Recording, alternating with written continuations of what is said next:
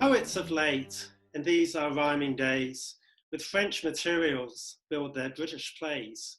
Yet has our stage no law to punish those who stroll abroad to pilfer foreign prose. Plays like brewed wines, the worst effects produce when foreign lees are mixed with British juice. Thus drones dramatic leave their labours here to rob the hives of bees poetic there. Tonight our author humbly bids me say, ladies and beaux, protect this infant play. He, country thing, never breathed Drury's air, nor knows a wish beyond his elbow chair. No borrowed scenes are here, no pilfered art, his wish to please, his aim to mend the heart. Yet, should some critic, with his pinch of snuff, condemn our piece and call it Norwich stuff, ladies, on such with indignation frown, and save this poor bantling of your own. Some future bard to grace our stage may rise, fired with the beauties of those heavenly eyes. Some future genius may with truth report, the queen of love here reigns and keeps her court. Long has our stage with borrowed lustre shone, like the pale moon with glories not her own. No ray poetic warms our northern air, nor comic muse to charm the attentive ear. Yet when such beauty wakes the sounding lyre, each generous bard should catch the sacred fire, and this fair city of immortal name, as first in beauty, be the first in fame. Thebes in old times, as ancient bards relate, from small beginnings rose a mighty state. The Theban chiefs to gradual honours rose, and Sparta wept to find such men were foes. So may our stage, by every studious art, willing to please, inform, and mend the heart, by gradual labours find the way to fame, and Norwich plays be heard in Drury Lane. Act 1, Scene 1, the scene of the Lopswoods in a village. Enter Sir Harry and Leonard. It would have been kind in you, Sir Harry, to have continued me in college where I was happy, in the most agreeable society, and in the way of every advantage that had to improve my education. Sweet social hours, and you, the happy seats, where silver Camus wins his wines' watery ways through meads more blessed than Eden's flowery plains. Farewell, a long farewell. Poetical, I perceive, probably. Leonard, another 1,000 or so might have made you a philosopher and mere beggar. For whilst you have been measuring sun, moon, and planets, I have been measuring my timbers here to support your extravagance. I should be sorry, sir. Any indiscretion of mine should subject you to the smallest inconveniency, and I am afraid there is other mismanagement beside mine more justly to be complained of. Yes, this is a common cant of you young fellows. You carry with you at first a little modesty to college, which is commonly left behind with your bedmakers. And when you return to the country again, proof of your improvements is to let the old fellow know that it's time for him to retire to make way for a son of so much worth and erudition. It is not usual with you, sir, to be thus satirical. It would not give misery to an You would not give misery to an insect. No, sir. He who is blessed with a father who remembers he himself was young and whose heart, like yours, is open to the tenderest impressions, must be more than a monster could he even entertain a wish to be deprived of him. Fine gentlemen must make fine speeches, but it is easier to say smooth things than to do good ones. To be free with you, sir, I should think myself blessed with your friendship and happy in your family. Was there not so near a connection between us? But your generous, unsuspecting temper lays you open to 1,000 inconveniences. Your house is as public as an inn. Your steward is purchasing to the very last pails around you with your own money. Your tenants are rude and insolent. You have a familiar in your family who has been disowned by his regiment. In short, sir, there is not that decency and good behavior that ought to be paid to the character of Sir Harry Lockwood. Will you do me the favour, sir, to let me know whose seat and whose plantations are these? I may possibly be mistaken. If I have given you offence, sir, I heartily ask your pardon, but I cannot see you injured without complaining. Would you have me, like the rest of the world, not to know the names of my own tenants, to pay no tradesman bills, to find fault with the damps and fogs of the country air, and run away to town as soon as an audit day is over? Or to throw away my time and my fortunes in the fashionable follies of town life? No, Sir Harry. No, Sir Harry. It is the way of the world, and I know it. I do wish with you, indeed, that we had subordinate behaviour that was so much wanted. But it is easier to find out where we are wrong than to prescribe rules to have it otherwise. We must give them examples, Leonard. From my heart, sir, I both applaud and reverence your noble hospitality, and when I see these cottages around you, it looks as if the hand of heaven had planted you here for their protection. But you, sir... Hold! Not a syllable more, I beseech you. Self-sufficiency is an obstacle to merit. My own praise is the last thing I would hear. Flattery is not the food for men in years. Give it to Miss Meadows when you walk plantations with her, and give to me the duty you ought, and I shall then be satisfied with it. I fear I have offended him. What a pity it is. Such unaffected benevolence as this should be so abused. There is not a fault in this excellent man, but an extensiveness of soul to divide itself away to make others happy. I fear he suspects my attachment to Fanny Meadows. Oh, Fanny, why was so fair a blossom so produced from so poor a stem? My preeminence of birth will make me miserable. Now I must do my solitary walk to avoid the noise and confusion of the family. By strains soft water must my hours improve and lead me through the dangerous paths of love. Exit. Act 1, Scene 2, the Grange in the same village. Enter Clinch, Appleyard, and Nettle. You must break him up, Mr. Nettle. Sir Harry will have his rents. You shall saddle him besides with an action or two. I must rub up his memory, I find. With all my heart, sir, just as you please to have it. Cura lex. That's my notion of business. Without knowing for what, Mr. Nettle? That's nothing to me, sir. I won't disoblige Esquire Clinch for a writ or two. I know my obligation, Mr. Mercy. How I lose my breath. Mercy on us that so many should use that breath in vain that may be so much wanted. Death and the devil, what have I to do with any man's breath? If you are not able to move a joint, what a pox has the steward to do with it? You lose your memory, William.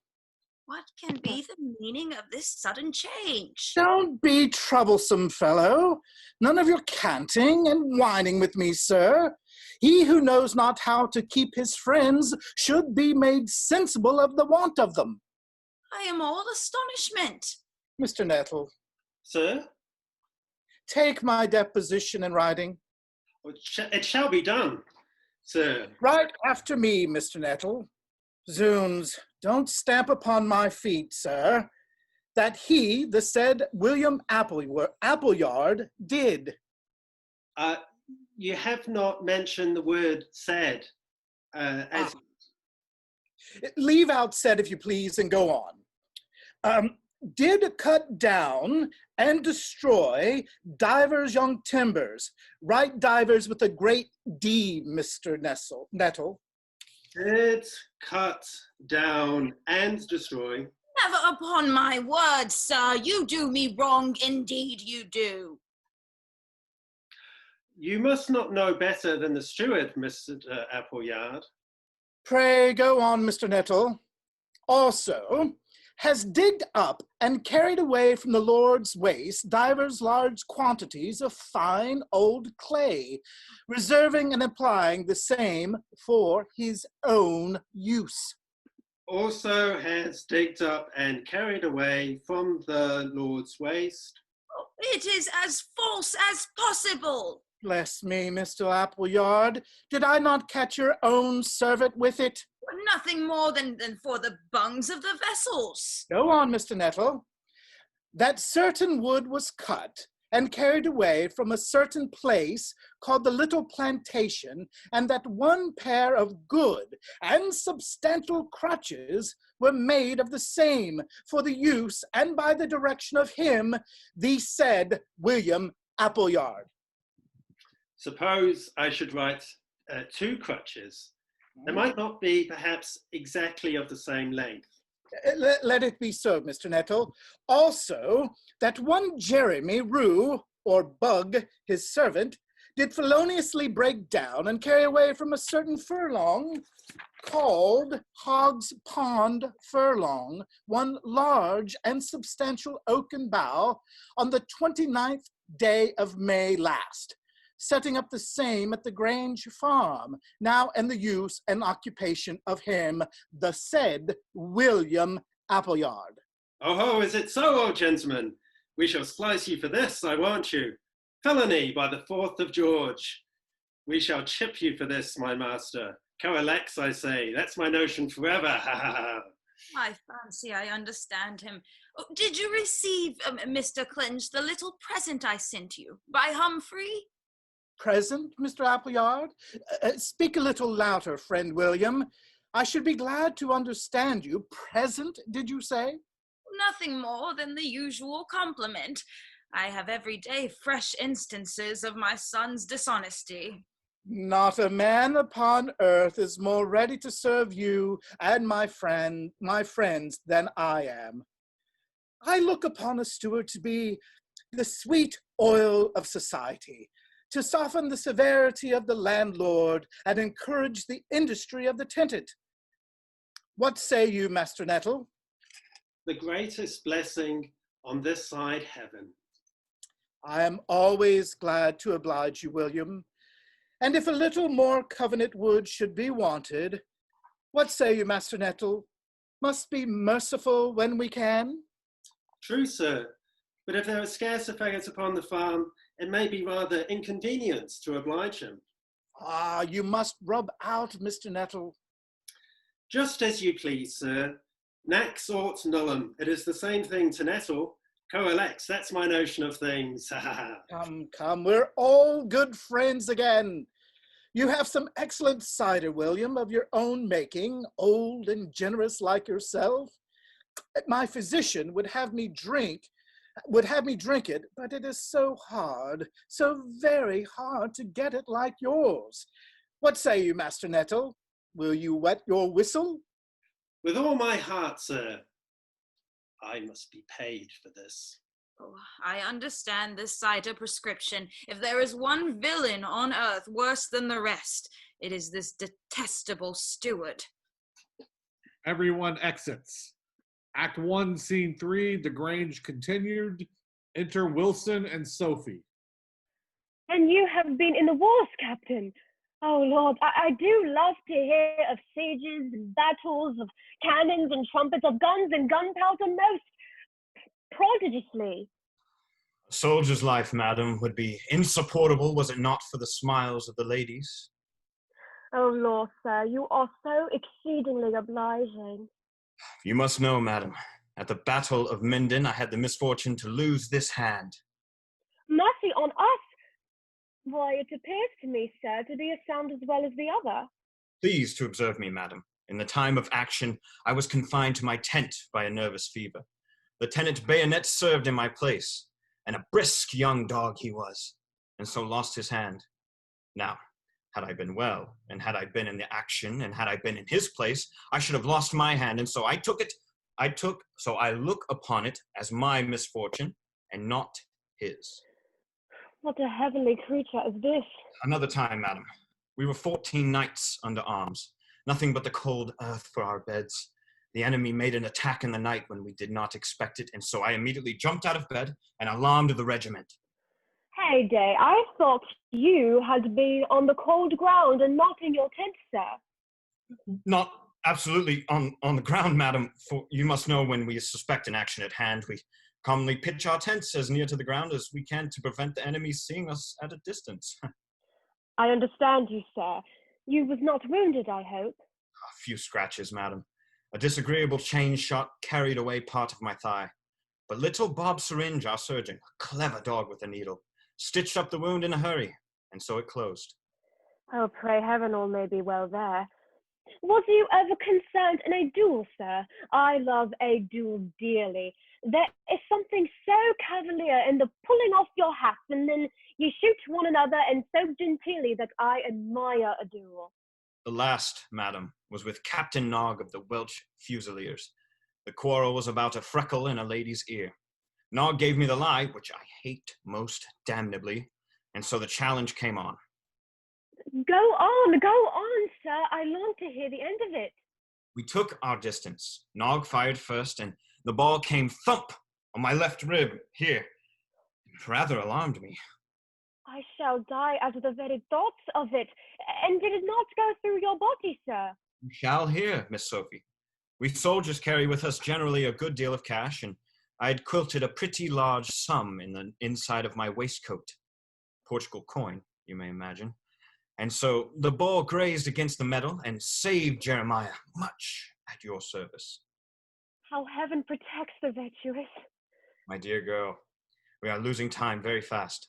Meet me again in the plantations, and then you shall hear of my escapes, my marches, and my attacks, and you shall hear of our bush fighting amongst the Indians, and you shall know a great deal more, you gypsy. Oh, I shall like it mightily. Certain you will. We must be in the thicket then.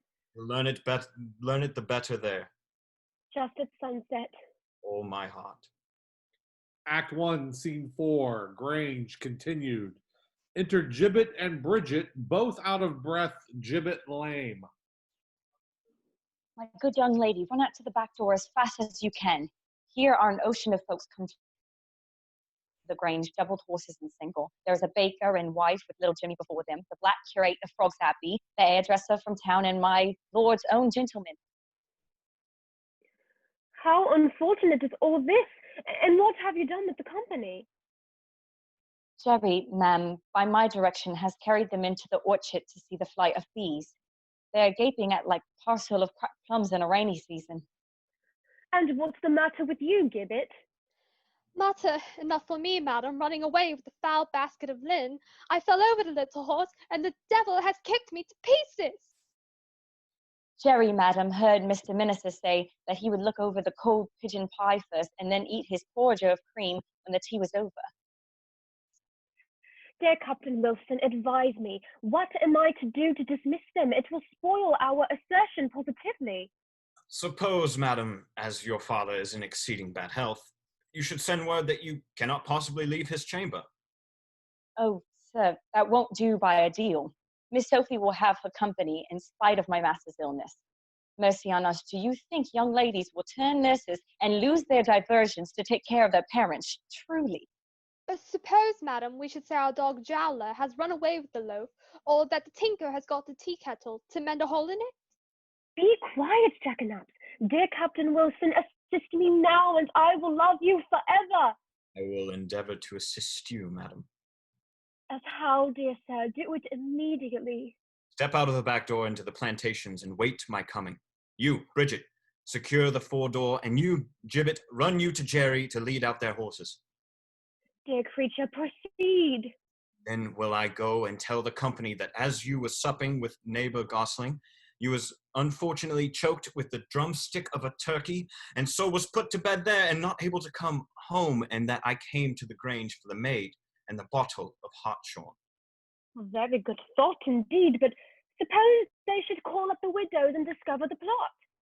Leave us to my management, and so you, Sophie, to the plantations. You, Bridget, secure the doors, you. Gibbet to Jerry, to get their horses, and I'll to the orchard and disperse the company.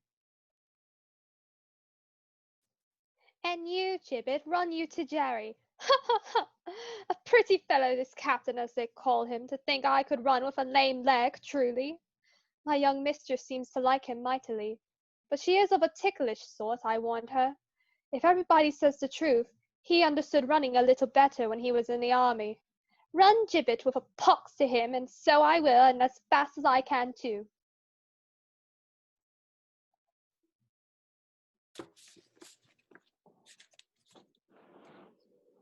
Zoons, I thought I should have had a little nap after my cider.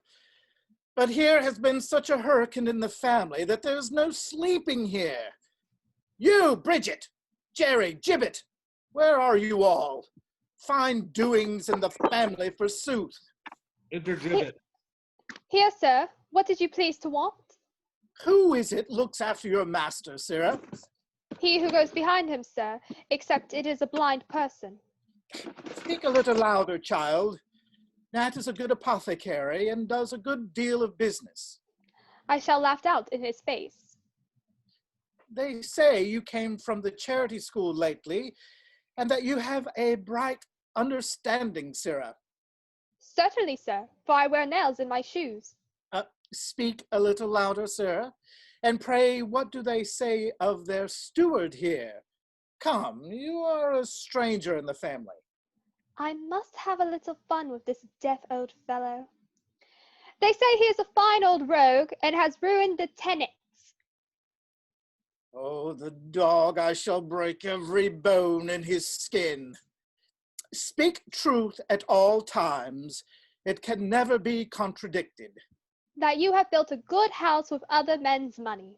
Never be afraid of the truth. It will never deceive you. That you have stolen the timbers and ruined your master. Speak it at all times. How I long to pommel the rascal. Gibbet! Coming! And so, sir, when you go down to Beelzebub, I wish you a pleasant journey. Exit Gibbet. An arch wag this, and little thought that I understood him. I look upon this world as one wide ocean and its inhabitants a set of sharks of different dimensions, the one preying upon the other. It has been my rule of life not to be over nice in my dealings. The world will have it. Isaac is a Jew, and what is Isaac the worse for the world's prattle? A good name provides no meat for the stomach. Now and then I hear a little too much of myself by this my occasional deafness, but what is Isaac the worse for the world's opinion? Nature has given to animals teeth and claws, and to us sagacity and forecast. It is a straight world to live in, must elbow and twist a little, or down we go, and fools walk over us. Conscious of awe, thou busy trifling thing, a heart thus steeled defies thy feeble sting. Let graceless zealots of their morals boast, give me that conscience that will make the most. End of the first act. Act 2, Scene 1, Scene the Plantations. Enter Leonard and Fanny. The softness of the air and the harmony of the birds have tempted you and the butterflies abroad, Miss Meadows. The pleasures of the season, sir, afford but little satisfaction to one who is truly wretched. When nature is pouring its benefits about us, it is an argument of ingratitude not to be pleased with them. It is easier to give advice than to give conduct, Mr. Lockwood. The education my father has given this young creature was admirably bestowed. I find the gifts of heaven are impartial in that it is education alone that makes men, or monsters. What is it that thus distresses him, my Fanny? My brother, sir, you are no stranger to his way of life and the distressed circumstances we are now under. My father was guardian to our relation cub. He dying in the young man's minority, his affairs came into my brother's hands. How far his ungovernable temper for gaming has led him to injure this young creature. I am still a stranger to it. It is a misfortune, madam, to be allied to men of infamy, but it is worse to be connected with their vices. But are you sure there is nothing more than compassion that makes you so partial to his interest? You cannot suppose it, surely. Our long fixed and mutual affections, Mr. Lockwood, must be proof enough to you of my unalterable attachment to your person. Oh, Fanny, oh, forgive a heart that is too easily alarmed. A love like mine must have its fears and apprehension, and my father's resolution to marry you to this young and just plants daggers in my bosom. How much is she to be pitied, who has both love and virtue? Your father knows me to be poor and friendless, the very creature of his mercy. And his goodness of heart makes him so resolute to marry me to this young man that his fortunes may place me above want and infamy. He loves me as an orphan, but would despise me as a daughter. Oh, Fanny, merit like yours puts down distinctions. The qualities of the mind are those which make all rational equality. The rest is dirt and rubbish and mere chimerical advantages. Distinctions of birth are at the will of heaven. It is ours to be humble and satisfied with it, but surely there can be no presumption in us to look up to heaven, though we cannot reach it. By the great powers of heaven, I would not give up my interest in your affections to be the emperor of the world. Oh, Fanny, our years in infant amusements have been the same. Reciprocal attraction has long bewitched us both. It has blossomed and opened by degrees, and time has so effectually improved it as to never be effaced. Humphrey and Meadows crossed the stage arm in arm. Jerry had kept his seat, the mare would have won. She has the fault of her dam, runs off too hastily. I beg you would excuse me, Charles. Indeed, I am engaged. I am not in spirits, Biddy. Let go of my arm. Come along, you shall see her in her new clothes. 6-4, she wins the saddle, and I say done. My unfortunate brother as I live. I do not think they observed us.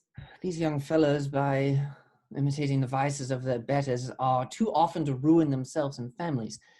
'Sdeath, my father coming by the side of the wood, I did not observe him sooner. Enter Sir Harry Clinch following. Sir Anthony planted these firs the year he married.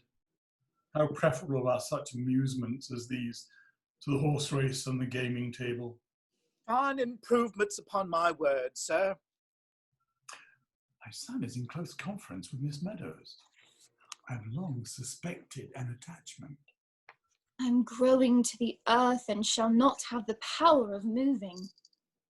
Miss Meadows, sir, was passing through the plantations to the village, and so I was just inquiring, as I might say. No matter what, no apology necessary. I thought, at a distance, you seemed seemingly very friendly. If my invention does not assist me now, I must be discovered.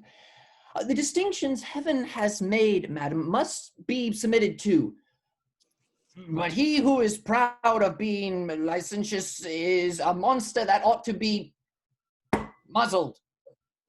Who, sir? What monster, Mr. Lockwood? You are not angry with me, surely? Sly rogue, this. Vice is detestable in the greatest of men, but when a little people stretch out themselves to be as vicious as the betters, their follies are more hurtful to society. What society are you speaking of, sir? I cannot bear to see him thus disordered. An excellent young hypocrite. Tell it from me, madam, your brother's conduct is infamous, and if my interest with my father will not remove him hence, the laws shall do it. He shall not trample upon authority, I assure you. Would to heaven I may understand him properly. I will endeavour to see him immediately, sir, and tell him your resolutions. My heart is at my mouth already. It is probable, sir, you and your steward may have some particular business here. I will step into the walks for a little airing as the weather is less agreeable. Do so if you please. And hearken me, sir, please to remember that distance and decency, which ought to be paid to the character of Sir Harry Lockwood, huh? You understand me, Leonard? I fear I am discovered. Exit Leonard. You first lived whipper in the family estate, Isaac. My heart, sir, is ever mindful of your favors. And now in the decline of life, you are handsomely provided for. If your honor chooses now and then to make a little addition to the wages of a good old servant, who has anything to do with it? This fellow was always occasionally deaf. Had I been as other men are of a rapacious temper, and could I have preyed upon the vitals of my fellow creatures, I might have done a little better. But I am too soft and milky for a hardened world. Must be merciful when we can. My design of fixing my son here is now determined. Do you make up the tenant's accounts? My son is near to its setting, and I may his shine out without a cloud to shadow it. Good, your honor, have a little compassion upon your poor old steward. Nature has been over-liberal to me with her soft impressions. Let Alexander Nettle make the seizures. Attorneys are iron instruments, mere hammers and hatchets to chop and to pull asunder. He has no more feeling than a blacksmith's anvil. An excellent old hypocrite, this. I think I hear the dinner bell at a distance. I must in for dressing. Do you attend for instructions? Exit Sir Harry. Now let me look into my pocket ledger. It has been my rule of life to keep at least this world's accounts even. Let me see. September 14th, 1771, work this day 12 o'clock, £3,000, 12 shillings and 6 pence. Good. Where's the word for emoluments? Here. Page the 10th. Sold to Messrs. Plain and Chisel, 400 timbers. They given me £20 for the preference to a better bidder. Good. Them agreed with Josiah Mudd for the Clay Pit Farm. He allowing me £100 for my goodwill and good services toward him. Good.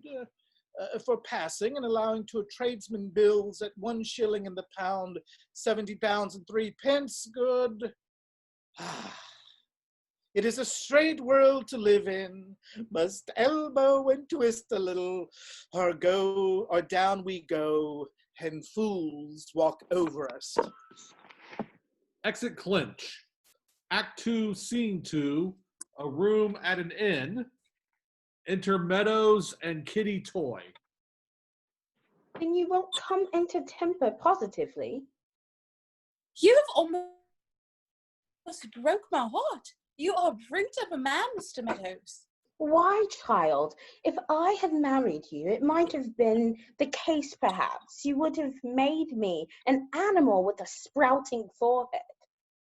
To use your art and all your cunning to seduce an innocent creature, than to be the first to upbraid her with it. To be free with you, Kitty.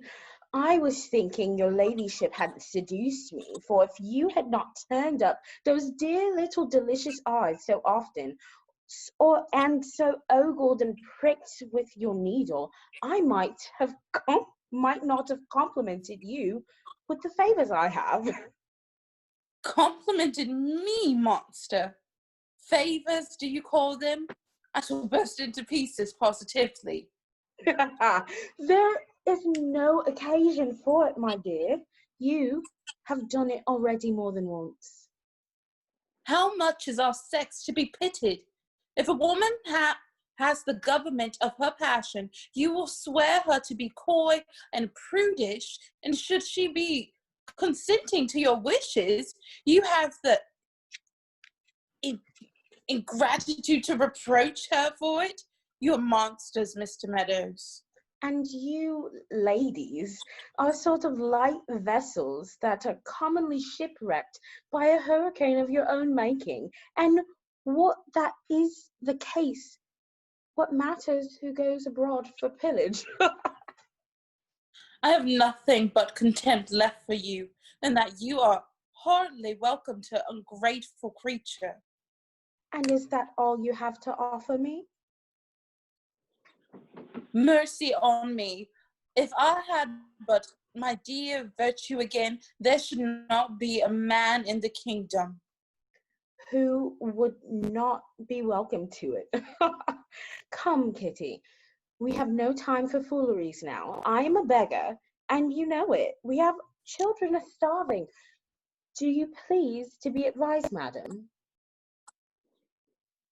As how, Mr. Meadows? Please hear me then. That old dotard Clinch will have the sugar candy of matrimony to rub his gums with. I have made him believe you had a rich old uncle, a planter abroad, who has left you handsome fortunes, and that I would be his rival. And what of all this? Do you provide yourself a box of your trinkets as waiting upon Sophie Appleyard? I will put the old churl in your way, and he may make you an offer. It is better to creep under an old hedge than to be without one. Will you promise me then to love me as much as ever? Most assuredly. And do you promise me, Charles, you are not angry with me? Not in the least. But are you sure?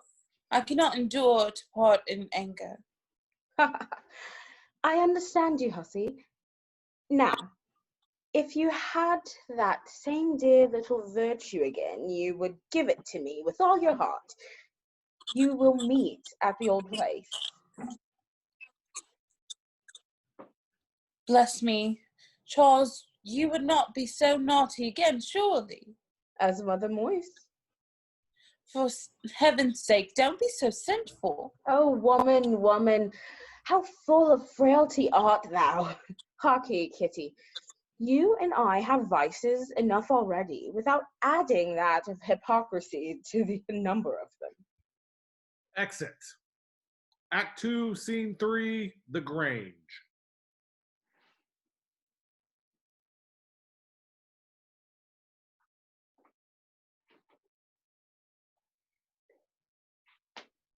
You're muted, Chloe.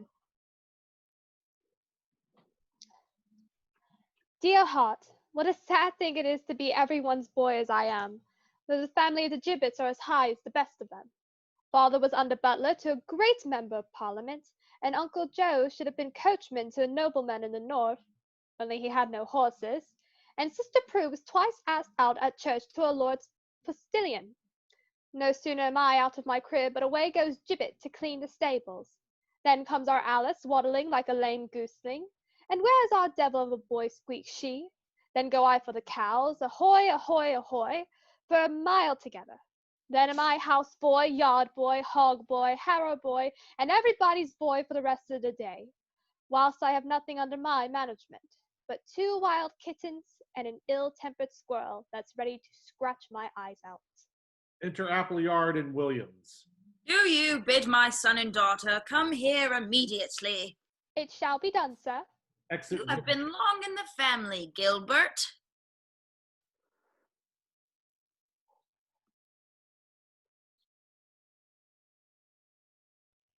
You're muted. Man and boy, sir, nearly 30 years, but I want to begin a summer till, master. Everything is worse for the wear, but a poor man's saying is worth but little. How industrious have these young people been to ruin themselves and me. I could have wished it from any other quarter. A feather from one's own wing is doubly hurtful. My poor young maester has little too much of the tettervetch in him, but no soil without his weeds, you know. Come, he will yoke in time. Dodman would not touch at first, but now he is as good as the best. Were his failings but common ones, I could bear them with patience, Gilbert. But that those hands, which were designed for industry, should be employed at the gaming table is a shocking consideration. Oh, my wife, but let me not hurt her memory. Had she been blessed with this man's sobriety, we'd had been happy indeed. Odds my life, sir, everything is out of the way at the present. The boy would be a man, the man would be a master, and the tenant would be the landlord. The landlord would be the esquire would be the knight.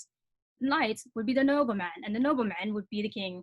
And the king, God bless him, can be no better. You say he has parted from his hunter? Sold and gone, sir. Very seldom with Mr. Meadows. Very seldom. Has lost his spirits. No more life in him than there is in a dried herring. Oh, my heart is lighter, Gilbert. There is room for amendment in him. Harkee me, I hear them in their usual disputes. Leave us to ourselves, Gilbert. My poor young master, my heart is ready to burst for him, but a poor man's saying is worth but little. Exit Williams, enter Sophie and Humphrey disputing. Be so snubbed and so teased. By God, I will never bear. You are ridiculous, sister. Never to be obliged in one's own family. Never satisfied in it. Always contradicted. Always deserving of it.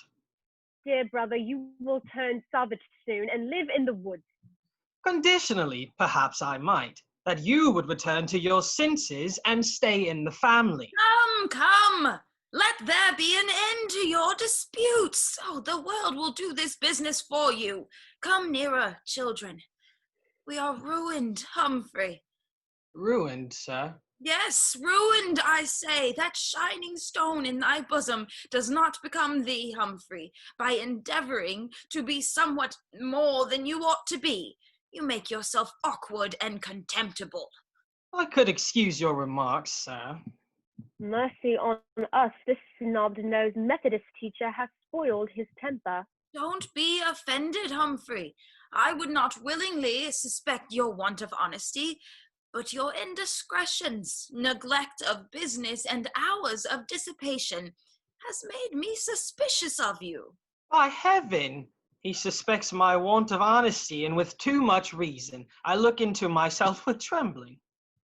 Lord Pa, you are grown so whimsical of late that I expect to be locked up soon in the clock case and not suffered to stir my own light. I remember a nobleman who hunted this way. Your mother was a favorite with him. He it was who gave you a fine name, Sophie, and you have given yourself fine airs upon the occasion. Oh, Pa, I remember Lord Dimple when I was a little one. He would set me on his knee, rub my cheek with his beard, chuck me under the chin and cry. Oh, God, she will be as handsome as her mother. That nobleman's civility, as it was called, was the ruin of my mother's happiness. An old man, Humphrey, has little to lose. I can bear my poverty with patience, but reflection will bring you to yourself and show you how wanting you have been to me, and how wanting others will be to you in the hour of affliction. Exit Appleyard. What a comical old Pa this is. It don't become of you to say so. I thought you was angry with him. Always with your impertinence. Enter Gibbet. Pause for you, Miss Sophie. And this, madam. Joshua waits for answers. Arabella Bellybond's compliments to Miss Sophie Appleyard, begs the favour of her to meet Dolly Trott, the three Miss Jobbers, to play a pool of quadrille and to spend the evening. Bless me, you have so much business upon your hands that I must assist you, sister. Letitia Rump Gallery's compliments to Miss Seafire Appleyard, begs the fever of her, very kind indeed, to take a cast into her chariot to the new play, and eat a bit of mutton at the Heath Farm Half, after 2, good spelling and indictingly truly, Mercy on us, what is become of all the Ursulas and the Abigails? Give it to me, monster. I wish you and my ill-tempered squirrel were chained up together on the kitchen window. Bid Joshua wait for answers. Yes, ma'am. Exit gibbet, enter Bridget in a hurry. Madam Churn in her chariot, now at the gate, ma'am. Polly Nog, Madam de Bro Gosling, and Master Jackie with her. Kitty Turn in her chariot.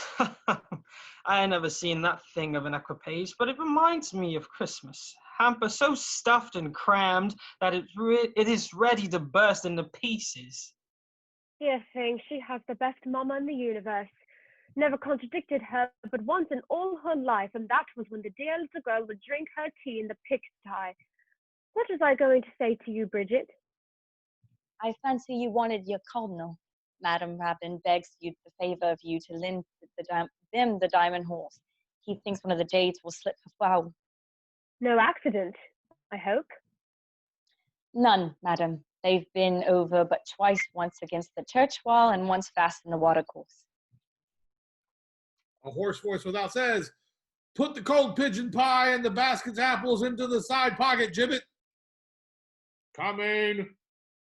Ridiculous. Remember your linen, Bridget? Yes, ma'am. The double ruffles and tucker. Yes, ma'am. The 2 pair of sleeves and the trolley cap. Yes, ma'am. The short sock and the dressed-in apron. Lud, madam, the ladies are calling you. Away, away, Bridget, to the gate in a moment, coming, my dear little souls, as fast as possible. Exit Sophie and Bridget.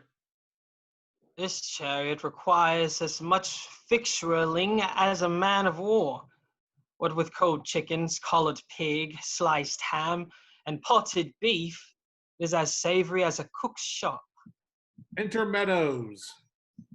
Just as usual, I find all spleen and melancholy. I verily believe you will hang in your garters soon, and then will come out a woeful black ballad, with you at the top, entitled "The Farmer's Fall for the Loss of his Marjorie." You are very witty, sir.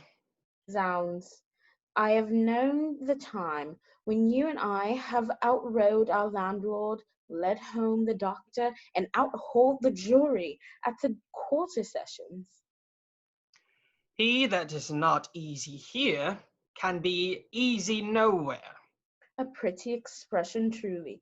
He that is not easy here can be easy nowhere. What I suppose you and Bridget have had ingenuity enough to make a little one, and so you are in want of a bondsman. No. Or you have paid money again for riding over the hunchback curate and dislocating the poor devil's collarbone. No. Come, come, I find you are growing a good young man very fast.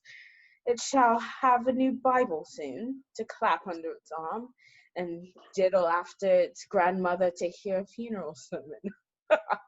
My father, Charles. And what of him? No money, I suppose, to part from.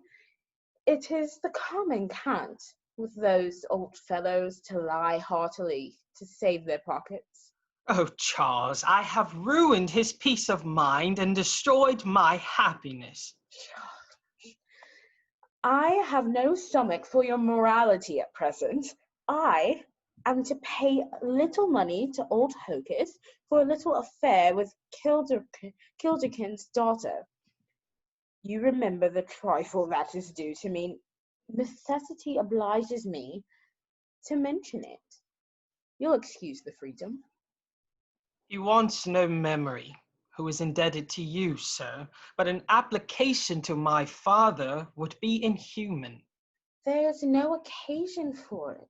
How then, I beseech you? You was a person once of some invention. Do you remember the little walnut tree scrutor in your father's chamber? Walnut tree scrutor, and what of that? few weeks ago when I was with him, the old fellow put 40 of his fat sheep there. Fine yellow rogues, I assure you, Humphrey. Suppose you should turn shepherd and give them a little airing? Is it possible you are serious? Nothing more than a hint or so. I ask you, please, to use it. I find I have gone too far. This, I perceive, is intruding too much upon your retirement, and so your servant. Exit Meadows. I never found myself so wretched before. This villain Meadows has undone me. How cautious should a young man be in the choice of his companions? When I think of the poor returns I have made to this best of parents, my heart is ready to burst asunder. But I recall yesterday back again. How gladly would I resign my follies and bid adieu to my profligate companions. End of Act 2. Act 3, Scene 1, the seat of the Lopwoods. Enter Sir Harry, Leonard, and Fanny.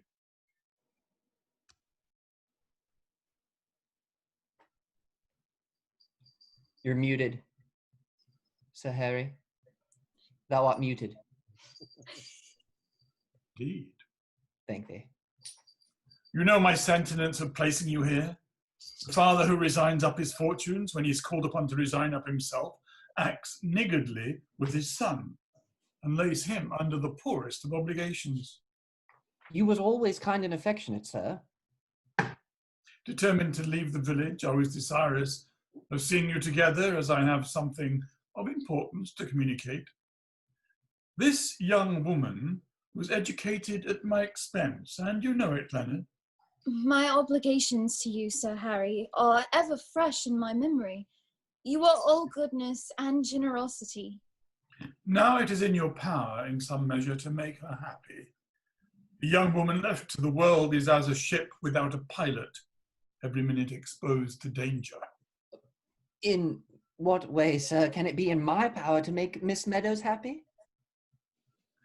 It may be in your power, I said, and if you, Fanny, have not yet already placed your affections elsewhere, it is in your power to be happy too.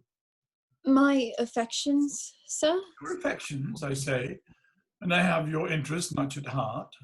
I shall expect your compliance to what I have to offer you.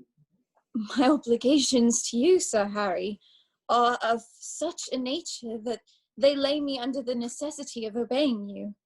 Be still my heart, nor betray my weakness by too easy a compliance. The peculiar happiness that arises in a well-educated mind. It is in nothing so agreeably gratified, Mr. Lockwood, as when it engages itself in the cause of virtue. You, sir, who feel and know what it is, are the better able to recommend it. A ready compliance in youth is to be well advised. It is a presumptive proof with me, as of a well-disposed mind. Your commands, sir, are always reasonable. Your relation, Cub, why do you start so, Miss Meadows? Has but a moderate capacity, poor youth, and I acknowledge it, but then, by your management of him, he might make you a civil husband. I shall drop into the earth. My hopes and expectations are all blasted. Farewell to every minute of my happiness. A good-natured man, decently managed, may make a better husband than him who so values himself upon his own good qualities as to overlook what is valuable in a woman. What would I give to be rid of my present feelings? Would you not be so cruel, sir, as to oblige Miss Meadows? I was not speaking to you, Mr. Lockwood. As to Cub's worldly concerns, there is a sufficiency to make you happy. 500 acres of good land are worth your notice. It may be, sir, the lady has engaged her affections elsewhere. Don't interrupt me, sir. I was not speaking to you. My long intimacy with your father makes me thus desirous to serve you. If the marriage takes place immediately, the settlement shall be made upon my inspection. The natural liberty we are born to abhors the tyranny of compulsion. We have a right, sir. Not to be troublesome, Mr. Lockwood. May I, sir, be... I beg you to be silent. You are indeed troublesome. Prithee, keep your reflections to yourself. I thought my commands were always reasonable. Fanny faints. Mr. Lockwood catches her in his arms. For heaven's sake, sir, assist me. You need not be alarmed. No manner of harm in these fits. Your mother had some such vapours. Sure, no mixture of human mould can yield so sweet a fragrance. Don't press her so close in your arms. She will soon recover. A glass of cinnamon water will do the business. You seem, sir, to have lost your feelings. Common faintings and nothing more. Don't grasp her hand so fast. God, give me leave, madam, to leave you to my housekeeper. I will not disobey him, but I cannot love him as a husband. Give me the favour of your hand, madam. He leads her to the end of the stage. Who waits within? Let Howard take this young lady to her storeroom and give her some comfortable cordial. Returns to Mr. Lockwood. The sooner we get them married, the better, Mr. Lockwood. They will be advised by you in the management of their family. Sir... I do not doubt of your endeavours to make them happy. My endeavours, sir? The young man has a handsome fortune, and under your eye they will act with caution. As to parts, our facilities are not of our own making. I have not seen your steward today, sir. So, you are absent, man. Come, there is a family writing for us to look over. There is a map of the estates in my study. We will step in and examine it. It is evident their affections are mutual. Exit Sir Harry and Leonard. Act 3, Scene 2. Scene of the Lopwoods continued. Enter Wilson. This young hotspur of ours will sour his father's temper and ruin the jollity of the family.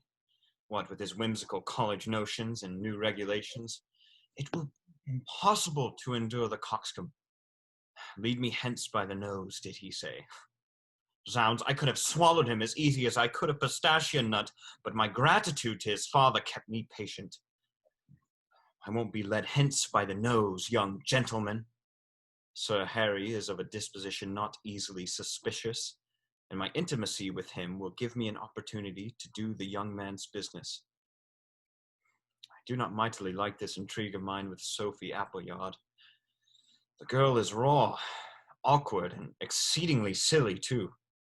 This is a common misfortune in country villages where provisions of this sort are so hard to be met with. However, if our ammunition bread be but sweet and wholesome, we must not find fault with the coarseness of it.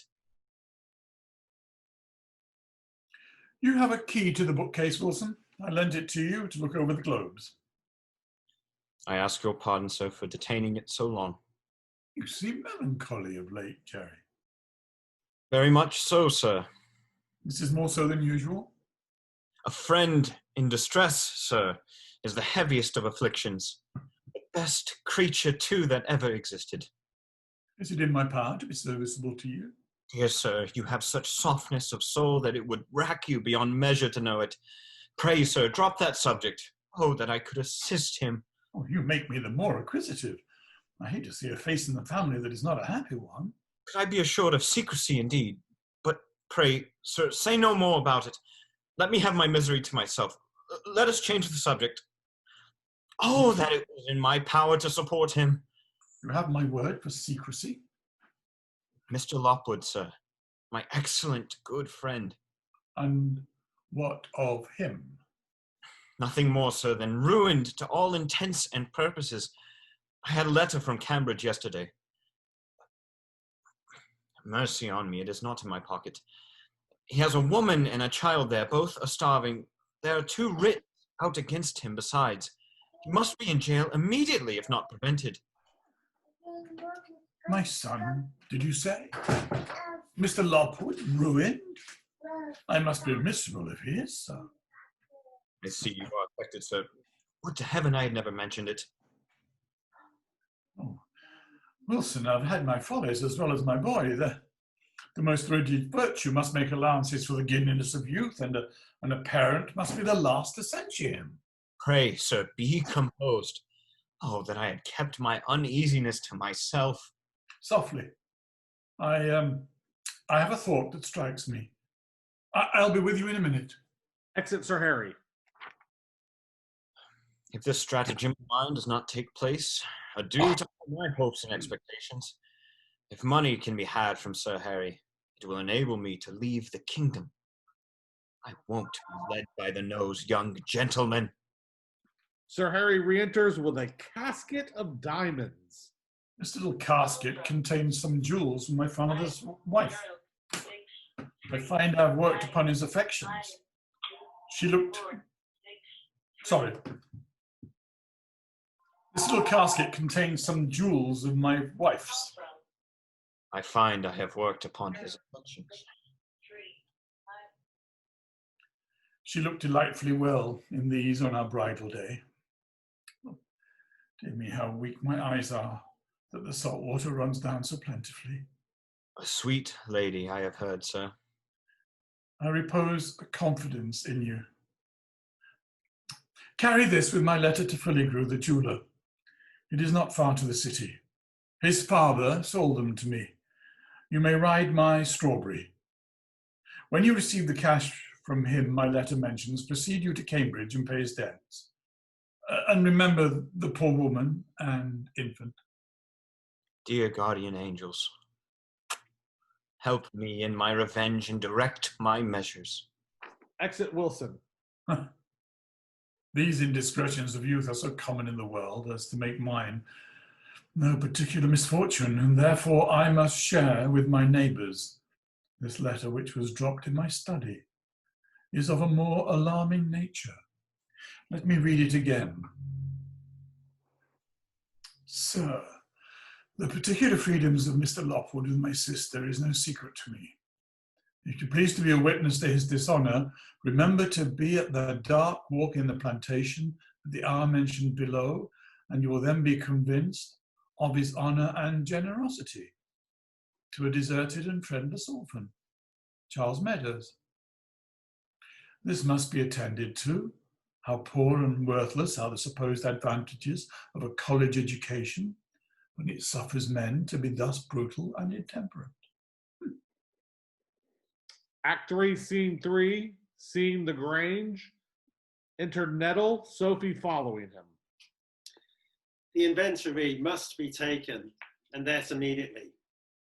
Oh, Mr. Nettle, I'm so happy to see you at the Grange. I love everything you do and everything you say and everything you think. Very happy indeed, if you knew the occasion. You gentlemen of the law are so mild and so merciful and have so much feeling that your very words are healing.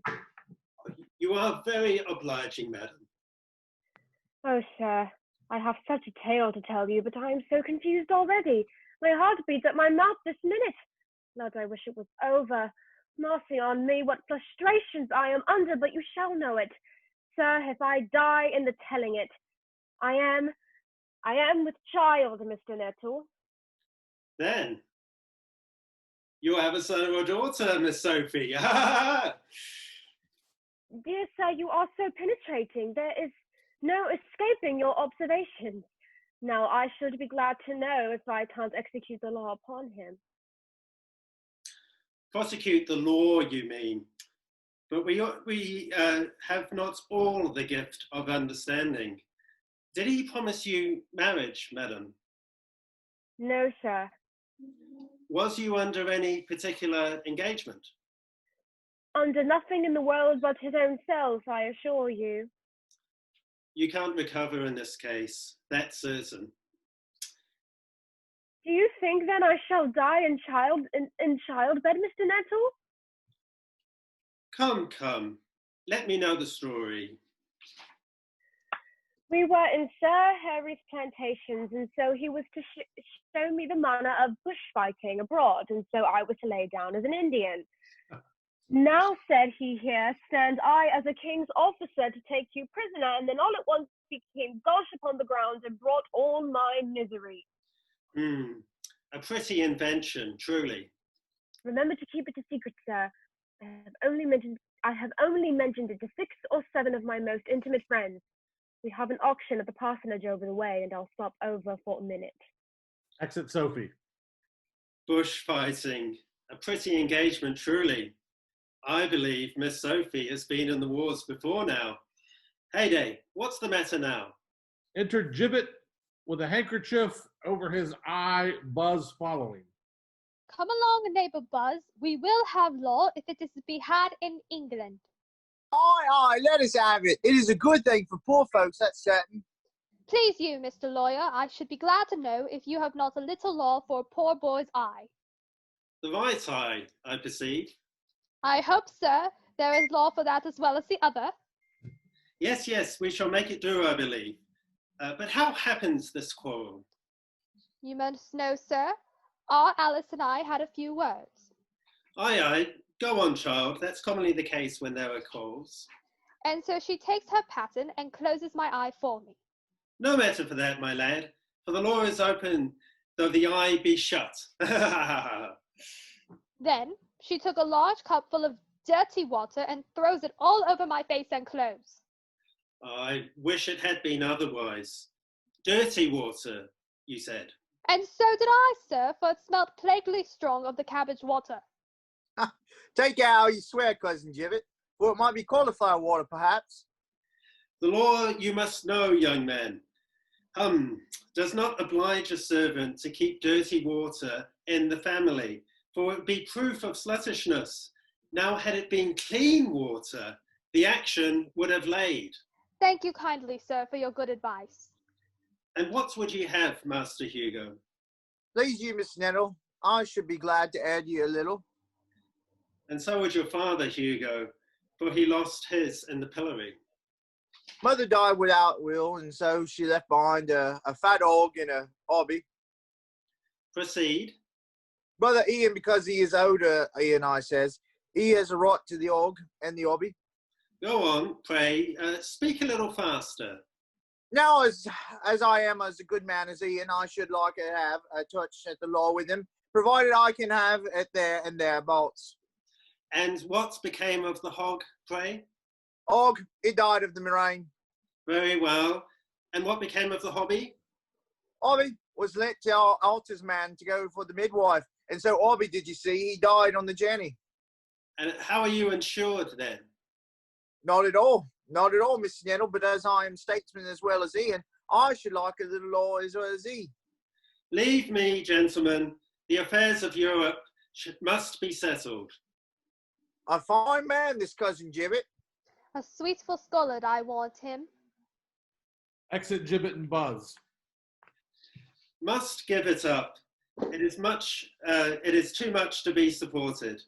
Lord Chancellor and Alexander Nettle can have no rest. If my opinion could be split into 1,000 pieces, I could not have a shred of it for myself. Well, when a man sets his hand to the plough, he must not look forward. Hold. I am wrong. Must not look backward. That's right. And so, little Alexander, cheer up, my lad. Coalesce. That's my notion. Ah! And the world is before me. Exit Nettle. Act 3, Scene 4, The Grange. Enter Wilson and Bridget. Your young lady is seldom at home, Miss Bridget. Seldom indeed, sir. Miss Sophie is a woman of spirit. She is now at Mr. Minnis's auction. Tomorrow she will be at the fiddler's concert, and then at the ball, and then to the exorcist's wedding. The business of the family must be easily managed, surely. My young lady, sir, leaves everything of that sort to us servants, and when our betters put a confidence in us, we are always exceedingly grateful. To be sure, Miss Bridget, it is impossible to doubt your servants to be wanting in gratitude and due acknowledgments. You are exceedingly kind, Captain Wilson. I thought Miss Sophie had been fond of her evening walks and the amusements of your family. I must sift her a little. Oh, those walks. I wish you would have never mentioned them, for when young ladies love walking so late and so frequently, there is commonly something in the damp night air that does not agree with them. I wish she don't suspect our intimacy. Miss Appleyard has very good health, I hope. As to that, sir, it is neither here or there for that. But you know most of the matter for my part. I never knew her so pale before. The very stair-maker laughed when he took her measure. I would not have you wonder, Miss Bridget, at my long intimacy in the family. I expect shortly to be made a captain of horse if a friend of mine does not deceive me, and then Miss Sophie may command a phaeton, and your humble servant. Captain of horse? Truly, oh, the lying, impudent rascal. Let this remain a secret with you. There is no belief in mankind. It is a damnable lying world we live in. Friends are treacherous, and promises of little worth.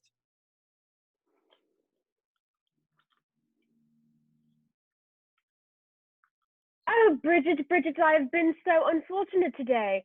Your servant, Captain Wilson, by going so late to this auction, the room was filled, and so I asked the gentleman what was done up, and he said a fine painting of one Rubens in a large gilt frame, and so I bid up and bought it. Dear ma'am, you won't be able to put it up in your chamber, but when you are the lady of Captain of Horse, madam. I beg you to be silent. No, it must be kept below stairs. But what do you think it was, a smoke jack, as I live and a kitchen range? The gentleman has a mind to be witty, madam. Oh, but this is not all, I assure you. For as I stood at distance, a fat old lady said in a red cloak in a sort of whisper that she would have the mahogany chest of drawers, and so in order to spite her, I bid again and had it. And what do you think it turned out at last? A little nasty, disagreeable pudding cart and a pair of arrows. Oh, madam, the captain's phaeton will suit you better. Won't you be silent, madam? You are very unfortunate, Miss Sophie. Do me the favor, Miss Bridget, to lay up this trifle for me. And if you please, immediately. I understand you, sir. I would have overturned his phaeton if he had not thought of it. Our frequent meetings in the plantations and elsewhere, my Sophie, have been long observed, I find. In order to be more private, I have contrived this stratagem. You and Miss Meadows are nearly of the same height and size. She has a remarkable, pretty habit that was Lady Lockwood's. As you are intimate with her, borrow it and wear it at our next meeting. I will provide you with a mask, if wanted. Lose no time about it immediately, and when you have it, we will fix the time of our meeting. With all my heart. Exit Wilson and Sophie.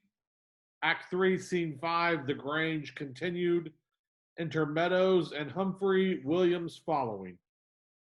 Odds my life, prithee be friends, there are enough in the world to quarrel without you two. He who sleeps in whole bones sleeps comfortably, but a poor man's saying is worth but little. Had it been from a common acquaintance, I could have borne it patiently, but from you, Mr. Meadows, it is beyond my patience. You're too warm and peremptory. You won't be pacified. Pacified, do you call it? To be arrested for a debt made up at the gaming table. But you knew your advantage and have used them. Will you have temper or not? I am not in the humor to quarrel with you.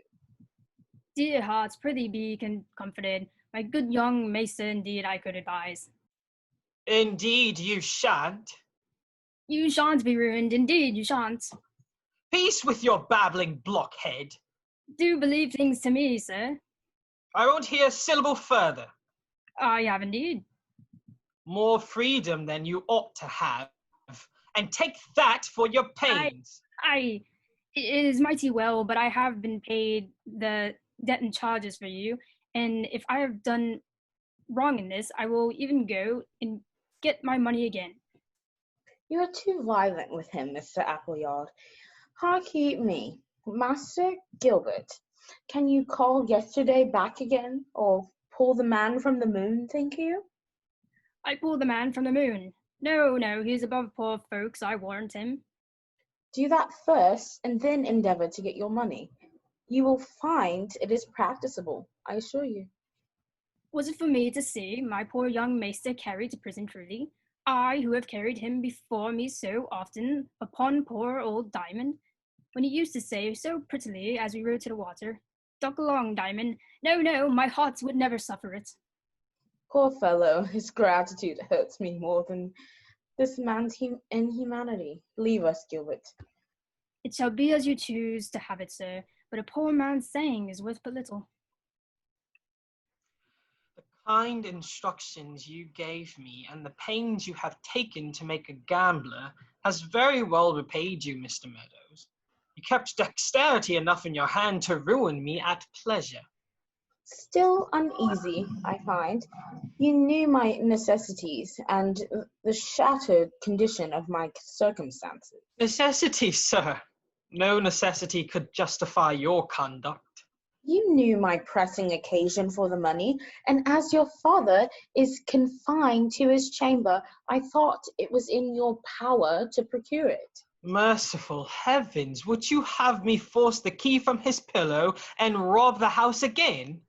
Down conscience and don't distract me. You are peevish, Humphrey. My obligations to you, sir, are very particular. You seduced me first from these happy fields to houses of debauchery. Prithee, deal more friendly with me. You introduced me when a boy to women of infamy, wretches who persuaded me to rob a parent to support their follies and my own. Will you never have done with this nonsense? You alienated my father's affections from me, made me a monster in society and a wretch who is truly miserable. Hold, I will bear it no longer. My affairs being shattered as well as yours, poverty, children, and 1,000 things besides. I have engaged with Wilson to serve His Majesty abroad. It is not in your power, I believe, to serve a more amiable monarch. You are resolved, then? Absolutely so. Immediately? Immediately. We have had some happy hours together, Humphrey, and therefore let us part as friends. You was once a master of some good nature. If you have any remains of it, be merciful with your censures. I am miserable, as well as you. Happy hours, did you call them? Oh, Charles, they were hours of madness that must be accounted for. They were hours that carried poison with them, though undiscernible by us in the heat of youth and hours of gaiety. Will you attend me for an hour? It is the last favour I shall ask. Probably we shall meet no more. If this be the case, I have an hour at your service. Exit Humphrey and Meadows, the end of the third act. Act 4, Scene 1, The Grange. Surely of all heavy things, that of love is the heaviest. I carry more weight about me than would load a camel. I feel as hollow as a fish that has just slipped its spawn and look as melancholy as a mill without her sails. Cousin Meadows desired me to meet him in the Stewart here, but he is as hard to be found as a Queen Anne's farthing. Enter Clinch and Meadows. Very much out of luck, sir. The best of my cocks had the root and lost their battles. Jenny ran through her girths and was double distance, a little out of the elbow, sir, at the present. Zounds, man, what have I to do with your cups, your mare, or your double distances? I won't lend you a farthing. Pray, sir, have a little patience. Fine gentleman if you had a bit of a temper. This, sir, is my cousin Daniel Cub now. At age, he can cut out a fighting cock, crack a hunting whip, and turn Jack at all fours to admiration. You was always comical, Cousin Meadows. What shall I say to him now? Anything you like, never mind what. Anything you like, never mind what. This is no better than mere curd of ass's milk.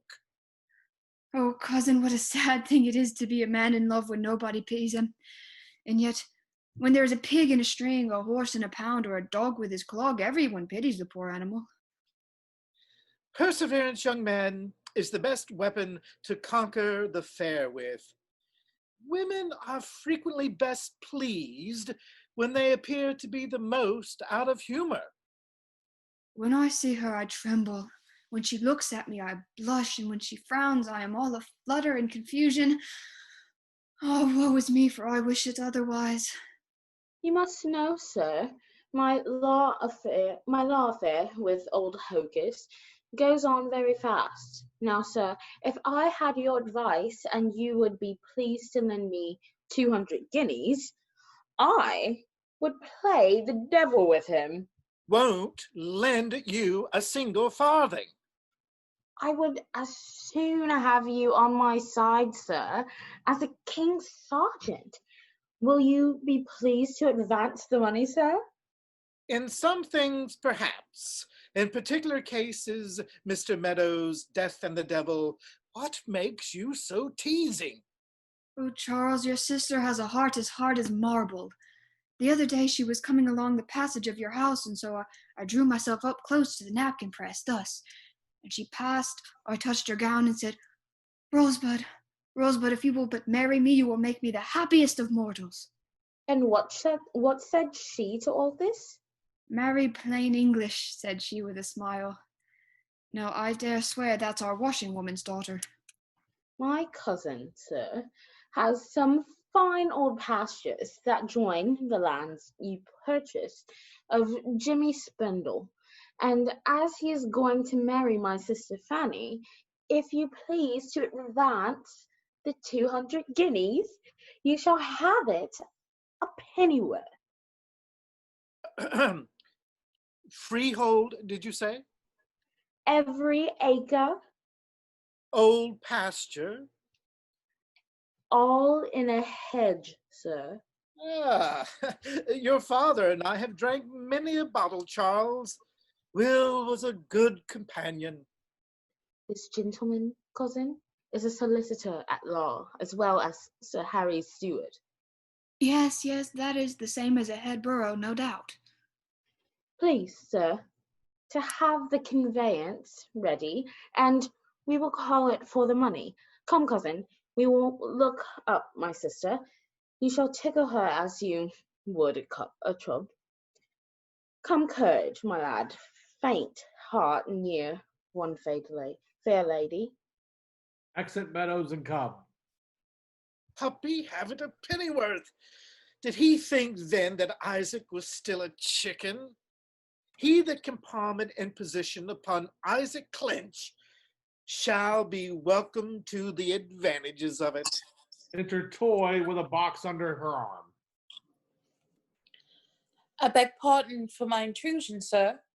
I thought Miss Appleyard had been in the family. These fashions, sir, are all fabricated upon the Italian principle. Ooh, this is certainly the rich Milner Meadows mentioned, whose uncle died at Barbados and left her a handsome fortune. We had a full stage from town this week. 3 of us milliners, a super-anointed alderman, a puking child with swelled belly, and lunatics sent to the fen to make a turnpike road. Very good company indeed. Pray speak a little louder. Anything in my way, sir, that I can be useful? I have saved a little money, you must know, and as I begin to go into years, not old, I assure you, no, I should like to have something that is comfortable to my bosom. Dear sir, you shall have it immediately. Here is the sweetest jagnot that will make you the warmest cravats you ever wore. Pshaw. Let the box alone. Finding myself a little inclining to years, I would like to change. Your linen, no doubt, sir. Pray, sir, let me recommend to you Callio nightshirts. There there's a twister in the city who always uses them. Dear me, you won't understand it. Let the box alone. I am in want, then, of a bedfellow. Bless me, sir, it is as dangerous for an old man to meddle with a young woman as it is to rummage an old building, for he no sooner touches her, but she falls to by some means or other. Incomparable creature, thus let me fold thee in my arms. Oh, thou hast put mountain fire into my soul and recalled the days of my youth. Ah, but Dotkins, the jade is as luscious as a Bure pear in November. What was that? What a kiss was that? Worse in the mouth than pig, radish, or rocambole. At second hand, the toad is as insipid as a bay leaf in a custard. Once more, let me reach those lips.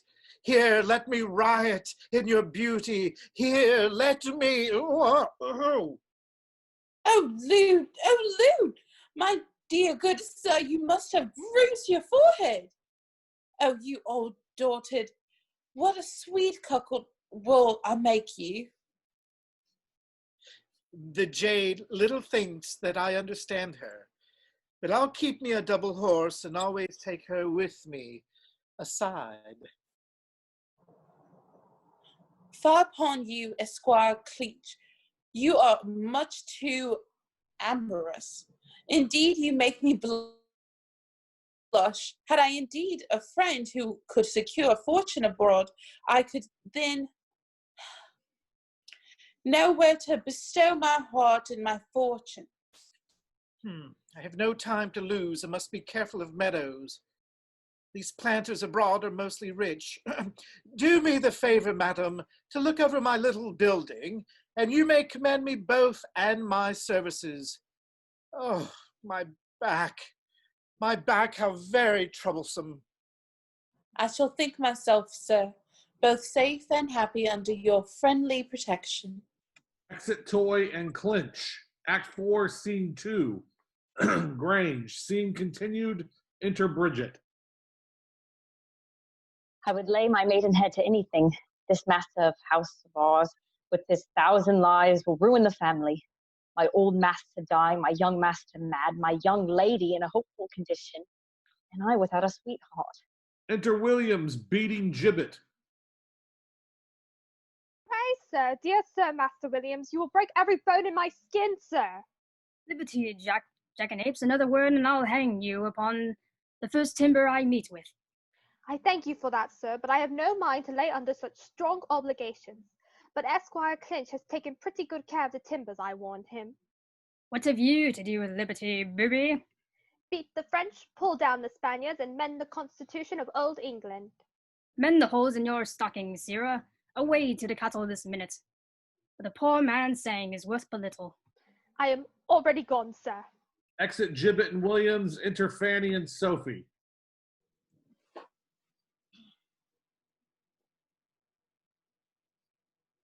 Somebody is at the door, Bridget. If Mr. Cub calls at the Grange, shoo him into the parlour. Yes, ma'am, I shall be in the way. Bridget exits. It is ridiculous in you, my dear, to be thus disordered for trifles, when the weightier concerns of your family never reach you. My dear madam, she never brings a fashionable thing to the Grange nowadays, till they are first pored over by the two Miss Noggs and the ironmonger's crooked niece. We have nothing to do with the fashionable world, and when we have it, it is but awkward imitation at best. Our betters look upon us as the puppets of the day, dressed up for the excitement of public laughter. As to that, madam, Mr. Minister said in the vestry that Dolly Trot is in her double taffeta was the best dressed girl in the parish. Dear girl, have done with your fooleries. Our happiness does not depend upon the hanging of a gown sleeve, nor on the trinkets we wear. She who is clothed with a humble spirit may have a mind richer than hers, who is distinguished for a woman of quality. I find Sir Harry is going to resign his seats and estates to his son immediately. Oh, madam, I should die to have it so. He is such a tyrannical and mere bookworm. Are you in your senses, madam? I am told Mr. Lockwood was as welcome to the village as the flowers in May. Believe as you please, madam, he won't suffer a dog to look at him. He shot poor little Pug at his own door. The butcher's boy told it to the labourer told it to the maid, and the maid told it to me. You are misinformed, madam. He is too studious for such trifling amusements. They mistook him certainly for the young esquire with the white hat, who kills women and partridges by dozens. Enter Cub. This poor heart of mine is ready to burst my ribs. When I walk, I know not where. When I think, I know not how. And when I hear the singing of the nightingale, it makes me melancholy. Oh, woe is me, for I wish it otherwise. I could never pardon those unmerciful creatures of our sex, who, as children do their kittens, keep their lovers to torment them. A mere whim, madam. If I had 100 lovers, I would stick the toads on a pin's point and roast them over a candle as we did our raisins. You was always a whimsical creature. When I have cried to see a poor mouse in a trap, you have been roasting it for your diversion. You may come nearer, Cousin Daniel. I cannot love him or use him cruelly. Yes, ma'am, I am coming very fast. You look charmingly well, Miss Meadows. A fine white and red on your cheek, madam. Oh, woe is me, for I wish it otherwise. Moderately in health, sir. Pray come a little near me. You shan't be ravaged. You seem to have lost your spirits. When I was in a holiday humour, I was as well as the best of them. I have carried your Bible to church before now, and took a pinch of your snuff in the time of the sermon, but now, oh, woe is me, for I find it otherwise. You should take yourself to the club, sir. 2 or 3 times a week, eat a beef steak that is well slaughtered, then drink 2 bottles of port and a quart of porter, and it will put you into excellent spirits. You are before me both night and day.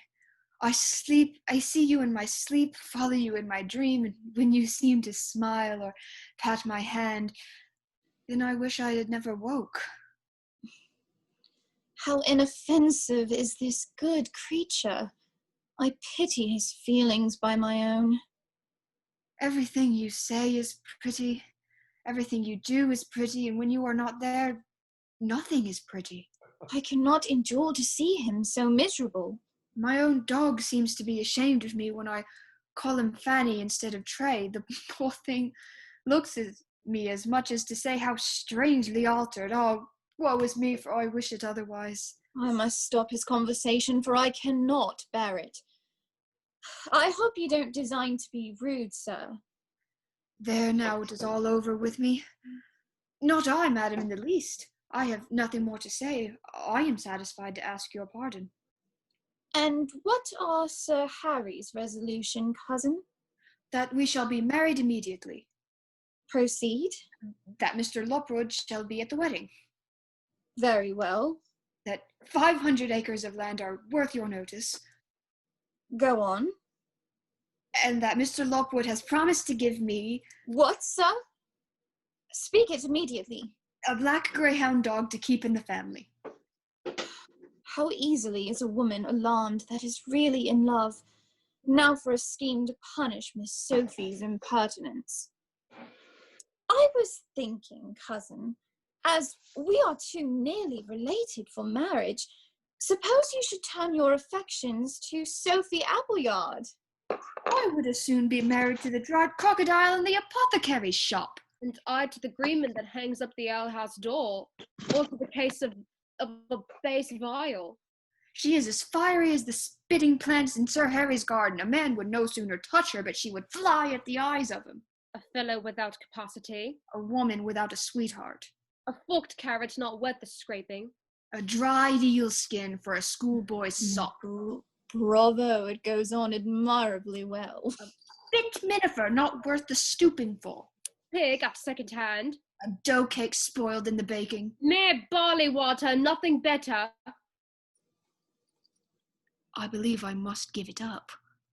Never mind her, cousin. Tell her she is a geographer. You are a geographer, madam. So, what you are come to your Latin at last, are you? A flimsy geographer. Never give it up, Miss Sophie. Yell him. He's a fumbling topographer. A fumbling topographer. A flimsy geographer. A fumbling topographer. A flimsy geographer. Come, let there be an end to this quarrel. He is only a tyrannical creature, Sophie, who won't suffer a dog to bark at him. Rather too philosophical, you find. One would think these simpletons were members of the Feathers Tavern Society, as they are quarrelling about words they do not understand. To be called geographer at last by such a thing as this? I, who have drank negus with a chairman himself at the quarter sessions. I, who have danced, crying all the time. These little altercations in courtship are very common. Come, do me the favour to step home with me for a dish of tea, and everything shall be forgot. I must beg to be excused, madam. My poor Aunt Deborah is ill with the quinsy, and I have promised to call upon her. Now, my dear Wilson, for a happy meeting. Exit Cub, Fanny, and Sophie. Act 4, Scene 3, The Plantation. Enter Sir Harry alone.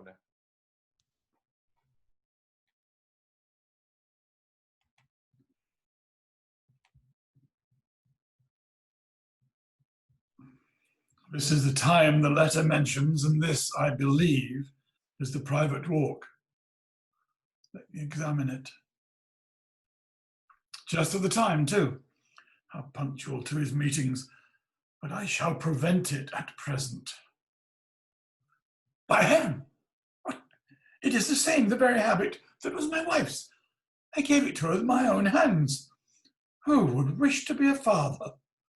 My father, I perceive. You are very punctual to your time, Mr. Lopwood. These rural scenes are most pleasing to me, sir, as they prepare the mind for the most serious impressions.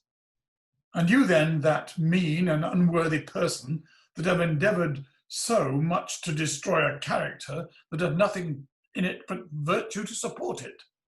What reason can you possibly have, sir, for such unmerited suspicions? It is a poor and unmanly triumph to endeavour to prevail over the affections of a weak and unsuspecting young woman, and common as it is in the world, it is as unmanly as it is vicious. They have passions too to struggle with, as do we. You fill me with confusion, sir. I am no stranger to your attachment to Fanny Meadows. Your appointments, assignations, and pitiful deceptions have been long discovered. Are these the advantages from education? Fire upon it! I blush for your ingratitude. Surely the reproaches for disobedience are registered within. I can hold no longer.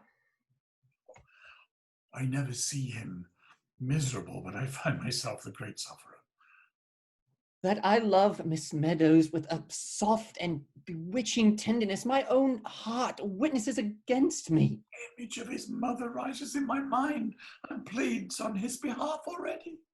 Oh, there is in her such a purity of soul and sanctity of manners as makes ambition worthless.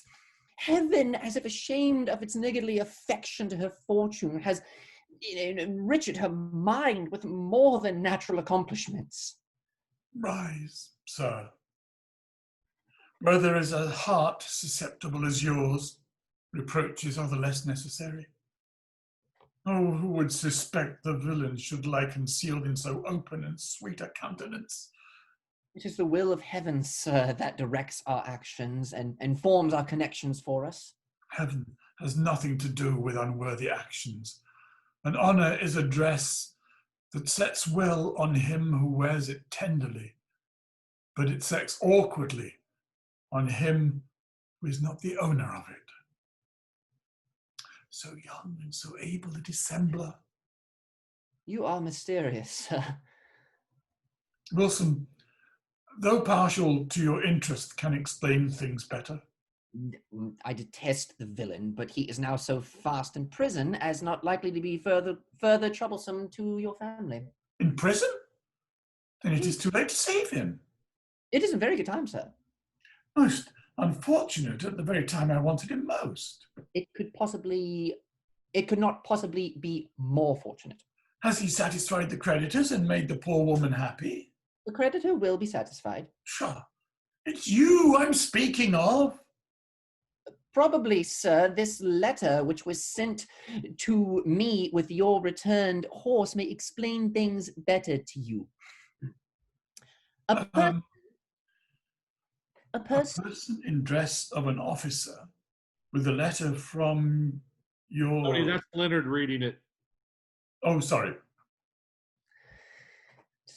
A person in the dress of an officer with a letter from your father and a small casket of jewels was unfortunately arrested as he left my door, and desiring to speak with me at the tavern, he requested the favor of letting you know that he had received the cash, which was to have been paid the next morning. He had agreed with one Meadows to leave the kingdom, that in order to revenge a blow from you, he dropped a letter in your father's study, signed Charles Meadows, accusing you with an intimacy with his sister. And to give with this an air of probability, he persuaded Miss Appleyard to borrow her habit and to be at the place appointed. He had also confessed that the story made of your debts and the woman you kept at Cambridge was invented to get money from your father and ruin his good opinion. I thought proper to communicate that as received from his own mouth. I am, sir, your obedient, humble servant and old school fellow, George Filigree. Mercy honours! A man cannot set foot out of the door, but he must meet villainy. Clinch, by dropping his pocketbook in the plantations, has discovered the many vanities of his stewardship. It is no news to me, sir, but he was married this morning to Kitty Toy, the celebrated man Milner. You need not wish him a greater punishment. I hope such instances are not common in the world. We are to have a wedding at the Grange tomorrow. Remember you to be present. I feel my spirits recruit a little hope. You will be cautious not to lower them. Exit Sir Harry. Good and amiable man. How ready is he to think well of a world that has ever abused his goodness? We shall have a wedding tomorrow. Oh, it wrings my heart to pieces, but I must submit to his will, nor add affliction to a life wearing away too fast in the services of his fellow creatures. Leonard exits. End of the fourth act. Act 5, Scene 1, The Plantations. Enter Leonard and Fanny. The pleasing hopes and expectations of meeting you here have been fortunately gratified this morning. Under the same anxiety of mind with yourself, it is as fortunate to me, sir. I never knew my father so absolutely before. Would I could have my miseries to myself, and I could bear them patiently. But to give pain to you, Mr. Lopwood, makes me doubly miserable. Fanny, my father is now acquainted with our reciprocal endearments that began in childhood, and what induces him to be thus peremptorily severe to marry to you a person your own heart disowns is beyond my power of discovery. My father dying when I was an infant, yours adopted me for his child and used me as tenderly as his own. By my life, I love him as the best of parents, and would not disobey him for a kingdom, but as he knows me to be poor and friendless, he is endeavoring by this marriage to remove me from you. You do him wrong indeed, you do. No mercenary views can reach a heart like his. But how he should press thus you to marry one who has nothing but his fortune to recommend him is a deviation from his character that does not become him. He pities me as an orphan, but will not love me as a daughter. The many obstacles my father has thrown in my way adds fuel to my passion. The fire of love like that of nature grows stronger by resistance. Oh, Fanny, my duty should keep me patient, but love has a superior claim and must be listened to. Sweet soul, be careful of disobedience. There is a secret curse that will attend it and blast your expectations. This afternoon we are to all meet at the Grange. Merciful heavens, how shall I undergo it? Oh, you are to attend Miss Appleyard till then. Oh, thou best of angels, farewell, and heaven protect you. Would to heaven the day was finished. Exit Leonard and Fanny, Act 5, Scene 2, The Grange. Enter Nettle, Gibbet, and Hugo Buzz. And I pray, neighbours, what is the sad misfortune? Nothing but a dead man killed right out of hand, Master Gibbet. Mr. Nettle says the jury must set upon his widow's servants or he can't be buried. So, you must know I'm afraid I shall lose my fees. Set upon a dead man? That's rather cowardly, neighbour Hugo. I told you, Hugo, that the law says omnium quos moribit ad mortem is forfeited to the Lord and that Sir Harry would claim the wagon and horses. Very true, so you did, Mr. Nettle. But then I said as the full horse, as a mare, Sir Harry could not have all the horses. Good Lord! Poor John Hopkins, he who used to ring the tenor? The very same. Hopkins, son of Humphrey and Anna, his wife, a good pipe for a psalm too, as you, Mr. Nettle, you gentleman of the law, would have starved us parish clerks to death. I have not buried a gentleman like corpse above a quarter. Then there is your fine and curating scheme that has saved 10,000. Oh, my masters. That good Dr. Snatcher was but alive again. Gentlemen, we have no time to lose. The jury must be impaneled and the body removed. Please do follow me directly. Aye, neighbours, let's flannel the jury. Aye, let's flannel this jury. Everyone exits. Enter Humphrey, Williams, and Sophie. You have no mercy upon yourself, brother. You neither eat, drink, or sleep as usual. You must have a ghost at your elbow, surely. Lad, I think I see the eyes of it with a beard as long as my apron string. Is that which neither sleeps or slumbereth, a guilty and troublesome conscience. Dear good master, be a little cheery. When things are at worst, they commonly men folk say, but a poor man's saying is worth but little. Oh, Sophie, the false indulgence of our parents and the vanity to be above ourselves has lowered us to this poor condition. Mercy on us. One would think you had robbed a church and run away with the plate of it. You are ever groaning at home like an old jack that is in the wants of an oiling. No, Sophie, not yet so wicked, but it was my early misfortune to be kept away from it, and when I reflect upon the injury I have done to the best of parents and this faithful creature, I have too much upon my spirit, sister. What a profligate set of nerves must this monster have. I shall be infected with his maggots. As for my part, brother, I never go out to meet misfortunes. Paying sorrow is a maxim with me. I shall never put myself in the way of it, I assure you. There is no occasion for it at present.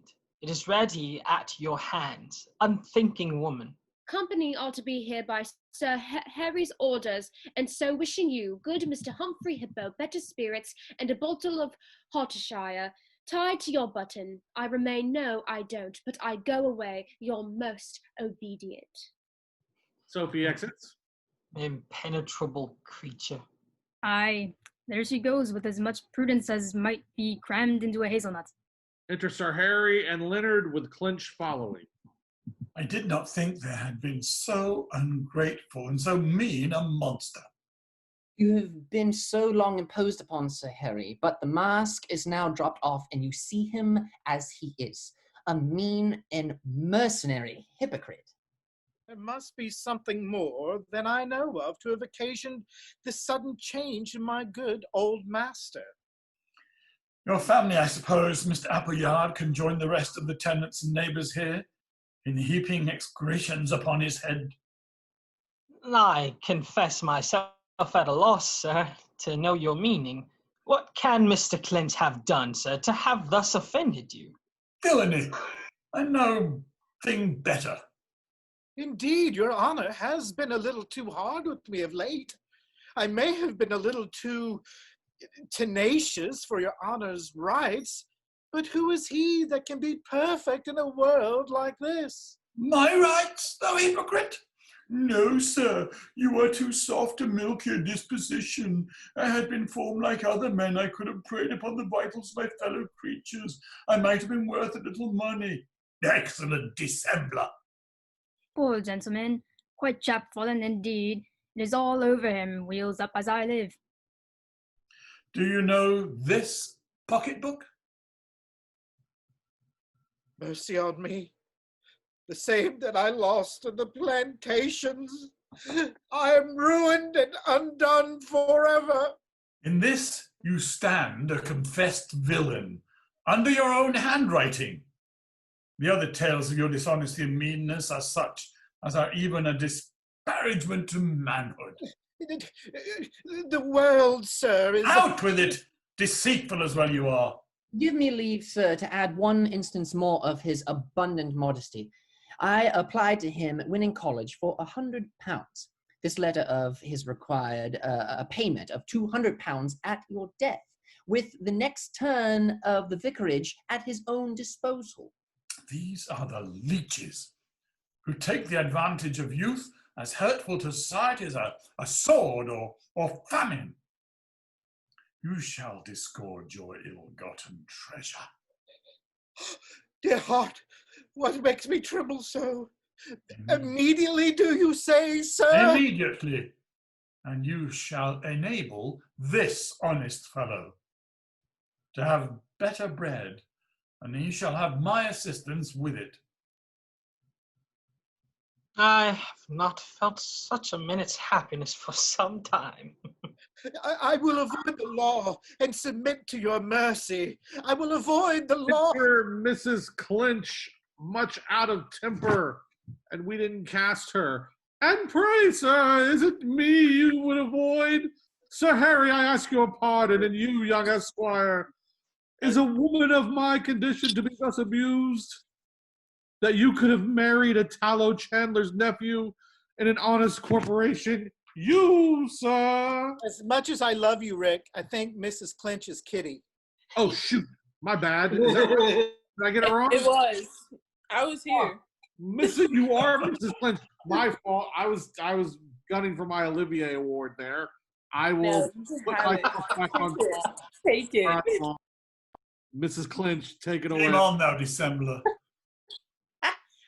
I don't think I can live up to what Rick just gave us. No, you can do it. If Jermyn Pratt wasn't already dead, that reading right there would have killed him. And pray, sir, is it me you would avoid? Sir Harry, I pardon you, and you, young esquire. Is a woman of my condition to be thus abused, that could have married a tallow chandler's nephew in an honest corporation? You, sir. Worse and worse, my bride too. Oh, that I should listen to that villain Meadows. Curse on his Barbados planters. I dare swear, Mrs. Clinch, if you was not a person of a mild and obliging temper, it would be impossible to live with him. Oh, sir, he is the most sneeveling, driveling, whimpering puppy that ever lived. There's no more life in him than there is in a dried weasel. But your happiness of temper, Miss Clinch, will make all things easy. A good temper, madam, is a valuable blessing. Temper, do you call it, sir? A woman must have the temper of the devil to deal with him. To be brought home as a bride to naked walls, to have every place bolted and locked, and must fast and made fast against me to see nothing but a brood goose in the chimney's corner and a poor cropped kitten that is almost famished. Tom, I will go home with thee, my chicken. Tom, I will go home with thee, and so you shall, you dotard. Home, I say, this very minute. Away with you, or I'll stick your noodle for you. Exit, Mr. and Mrs. Clinch, who is not me. Poor Squire Clinch. He's always fond of lumping pennies worth, and egad, he has it now. Wheels up as I live. I observed in you, Mr. Appleyard, a very different behaviour from what it used to be. You seem to have lost that giddiness of temper which did not become you. I have lost much more, sir. Myself, my father, and everything that was valuable. Meadows declared before he left the village that the injury he had done this young man by an early seduction sat heavier upon his spirits than his own misfortunes. I have heard much of it from Wilson, and it is too often the case that a good disposition is ruined before it is sufficiently formed to resist temptations.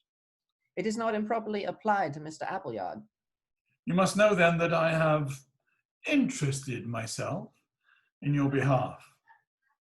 My son will make you steward here in room of Clinch, and his execrable heart that cannot overlook the follies of youth has frequently too many defects of its own to hinder it. Let gratitude bind you to him with chains of iron. I am all distress and confusion. My future conduct alone must answer for me. Odds my life, I shall burst with joy. This is too much for Gilbert. Must cry, cannot help it. But a poor man's saying is worth but little. Poor fellow, his tears are becoming him. He too shall have a reward. A good heart feels frequently more than is necessary. Take him aside, Humphrey, and give him some refreshment. He who eases an aching heart does more than him who conquers a city. Oh, Gemini's stars, this puts me in mind of an old dream I had on Valentine's night. As how I had 4 mares, all big with ball, and I drank nog with the minister at my child's christening. You must give me leave, Mr. Appleyard, to see you and your father together. We will follow you immediately. Surely such men as these are sent on earth to be the deputies of heaven. Attend me, Gilbert. Exit Humphrey and Williams. I find Miss Meadows and her lover are not punctual to their time. You will step in for a minute, Mr. Lopwood, and reconcile the father and son. Exit Sir Harry and Leonard. Act 5, Scene 3, Grange continued. Enter Bridget and Gibbet with a letter in his hand. Do open it, my dear Gibbet. You are scholared and can read. Let's have fun with it. To Miss Sophie Appleyard, as black as pepper itself, it was certainly wrote by some conjurer with the devil's ink. No matter what, I long to hear it. None of your scribulosities, I beseech you. I am quite afraid, Bridget, we shall be discovered. I don't like the business. My heart trembles confoundedly. Poe, have done with your fantastrums. Give it a flap with your finger thus, and make it fly all at once. I will seal it again with Mr. Thimble, and will make it as well as ever. Will you indeed? By gold, I have done it, and now let's read it. My confinement hurts my mind as well as my body, and the more so when I think of your present condition and my utter inability to serve you. I write this to guard you against wicked servants. Bridget is very dishonest, and the boy you took from the charity school an arrant rascal. Beware of both. I hope to have my liberty soon, and assure you I am faithfully yours, Jeremiah Wilson. So, this comes by our peeping truly. You must be upon honor, Gibbet. Yes, all upon honor, and burn the letter. Let's away then to prevent a discovery. Exit Gibbet and Bridget. Act 5, Scene 4, the last. Re-enter Sir Harry, Leonard, Miss Meadows, Cub, and Sophie. And everything is ready for the wedding, you say? Your command, sir, are only wanted. My life, sir, is at your disposal. I have no will of my own to oppose your measures.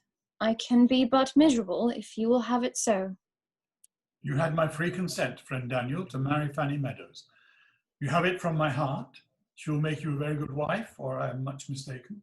I shall never be able to keep my patience. My heart mutinies within. Would to heaven he had been less indulgent. Mr. Meadows declared before he left the kingdom that by a stratagem of his, you have sold some lands to Clinch for half their value, and that he persuaded you to do this to procure money for himself under the pretense that you wanted it for his sister's wedding. Very true, sir. Oh, you have been deceived, young man, and so is Clinch. The old fox is caught in his old trap. Those lands were left you by your uncle as a life estate. There is a deed in my hands that will explain it. But let me tell it to you, sir. He who is not sufficient to manage his own affairs is a very improper person to manage a family. What can be the meaning of all this? I tremble for the event. I begin to feel myself alive. As soon as you please, friend Daniel, you may marry Miss Meadows, but this young lady here is the daughter of Lord Mount Airy. Lord Mount Airy? Lord Mount Airy? I am all aflutter and confusion. Oh, woe is me, for I wish it otherwise. His lordship frequently hunted here when I kept my hounds. There was an intimacy between him and my housekeeper. She proved with child and was afterwards married to my tenant Meadows, with their mutual consent and good liking. I shall never envy her the first passions. Now this discovery is made, will you, Mr. Lockwood, be so wanting to yourself and family as to stain the credit of your ancestry by taking to your arms a woman so dishonourably born? We are answerable to heavens, Sir Harry, for our own faults only. The vices of our parents do not belong to us. You seem to be resolute, sir. Prithee, be more considerate about it. It is a business of much importance. It is in your power, sir, to break my heart. My affections for this excellent creature cannot break it. Oh, nay, no tears, my son. Mercy on me. That look of his will rend my heart asunder. If you take her as a friendless woman, can you promise yourself that firmness of soul, that it would enable you to bear the insults of the world and the frowns of fortune? Could you bear with patience those agonizing thoughts that would arise from giving birth and misery to a helpless offspring? Reflections so deeply laid as these, sir, are unnecessary restraints upon our innocent amusements. Oh, that my heart would burst. Be not so resolute, my son. If you have patience enough to bear afflictions, I feel my breath leaving me apace. Rocks, banishment, or prisons would be Eden with her. I can never support this much longer. Know then, Lord Mount Airy died a bachelor and left you a fortune of £20,000. No. Surely you will not be so impudent a young woman as to throw it away on a young fellow whose estates are mortgaged to half their value? If I had a kingdom of my own, I would lay it at Mr. Lockwood's feet and think it well disposed of. Oh, Fanny, marriage is a business of the utmost consequence both to your present and future happiness. Weigh it well, I beseech you, madam. You have it in your power now to be allied to greatness. The change of my fortune makes me happier indeed by putting it into my power to be more grateful to so deserving a gentleman. Oh, sweet, How good she is. You are his old then? Nothing, sir, but your absolute commands can alter my resolutions. Terrible woman. Then I am blessed indeed. Let me join your hands here and be as happy as the heart of a fond parent can wish you. Oh, Fanny, thus let me take you to my arms. Oh, thou as a vessel, though once shipwrecked to my fancy, have now returned to port, a rich and welcome prize. Here shalt thou rest free from storms. Be this thy faithful, hospitable haven. Oh, Wilson, you never loved me like this. Suppose, friend Daniel, as you have lost your mistress, you should offer your hand to Sophie Appleyard. Never. The wretch is as obstinate as the miller's ass. I wish he was lodged in a hollow tree and stung to death by hornets. Come, Master Cub. You are always upon cross purposes with the ladies. You must learn to be more civil with them. They are given as to correct the severity of our tempers. Never. If you two were to come together, Miss Appleyard, you must remember to shut up poor little Pug, or he will shoot your favourite. He is very philosophical, you know. Creatures of such mixed qualities as these, when they are paired in wedlock, commonly leave to society such a hash of oddities that the world is the worse for their labours. One word and no more. Be ye both as happy as I am miserable. Oh, woe is me, for I wish it otherwise. Exit Cub. Poor creature, I pity him from my soul. He has much honesty at heart. And now, Mr. Lockwood, I relinquish to you the better half of my fortunes, and whatever I held more dear and valuable to me, the goodwill and affection of my neighbours. You are all goodness and generosity, sir. As soon as the wedding is over, I shall have you to yourselves. Be you a father to your people here. Discountenance vice and encourage virtue where you find it, so that by setting a good example in the marriage state, you may by some measure recover the credit of an institution that so much becomes the ridicule of the virtuous. 'Twas taught of old in wisdom's sacred school, worth makes the man, and the want of it the fool. Let each from hence learn this himself to know, nor idly soar too high or sink too low. Walk humbly forth with cautious steps, and even humility's the best, the choicest gift of heaven. Epilogue. Well, in my life, I never saw before a face so frightful at the backstage door. Fellow, said I, what is your business here? Whose wretch are you? Whence come you? What and where?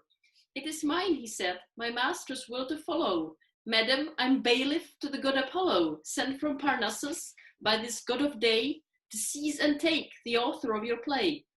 The court is met, an honest judge and jury, to suit commenced by all the men of Drury. Imprim, that he, having no fear before him, in spite of all the nine and all decorum, has wrote a play and pilfered plot and plan. Ma'am, will you tell me where to find the man? Fellow, said I do Apollo know. Poets were thieves 4,000 years ago. Go back again, so tipped the wretched crown. For earthly thieves you need not to come down. And if your Phoebus threatens him with jail, we the king's servants here will find him bail.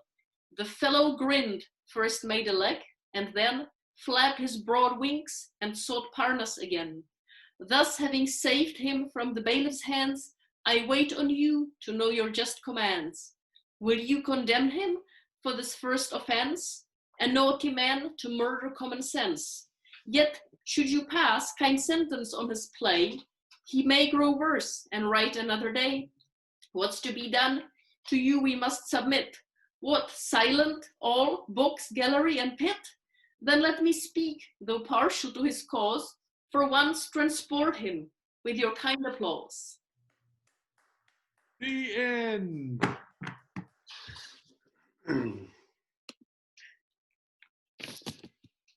Thank you, everybody. James and Emma, take it away. Oh, right. Okay, back here again. So I think we're all... Oh, okay, it's not so bad now, is it?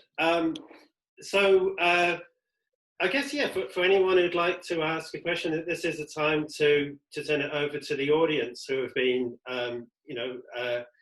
great in staying with us. And do you have any questions either for us or for Rick or the actors? You have to unmute the audience. Yeah.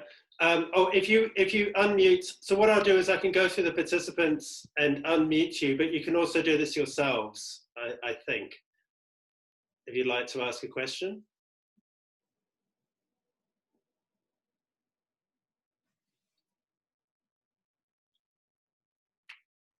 Oh, do you want to say something, Sophie Appleyard? Oh, sorry, we've just gone on to Sophie Appleyard. I'm not sure. Yeah.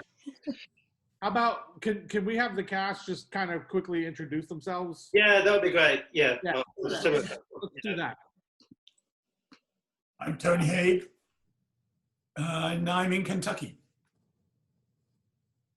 I'm Jesse Cordes. I'm in Baton Rouge, Louisiana. I'm Scott, Northwestern State University in Louisiana. Bethany, New Orleans, Louisiana. My Joyce here. I'm in Natchitoches, Louisiana. I'm Emmanuel Dunn, currently in Natchitoches, Louisiana. I'm Anna Gotro, currently in Natchitoches, Louisiana. I'm Cassidy Giddens. I'm in Shreveport, Louisiana. I'm Kaylin Willoughby. I'm in Ponchatoula, Louisiana. That doesn't exist. That's not a real place. You can Google it. It's absolutely It's a real place. I've been there. Definitely real. We have an alligator in the middle of downtown in a cage. For no reason. The whole movie based in Ponchatoula. Get everybody. I'm Chloe Castro. I'm in Baton Rouge, Louisiana. And I'm Beth Olin. I'm in Thibodeau, Louisiana. Beth, you can go again if you want. I'm Beth Olin. I'm from Thibodeau, Louisiana. I'm sorry, Beth. I'm Reuben Smith, You and good. I'm in Natchitoches, Louisiana. I'm Rylan Mandel. I'm sorry. No, go on. I'm Rylan Mandel, and I am currently in New Orleans. And Jesse McFarland, who read the role of Wilson, is currently driving to Texas.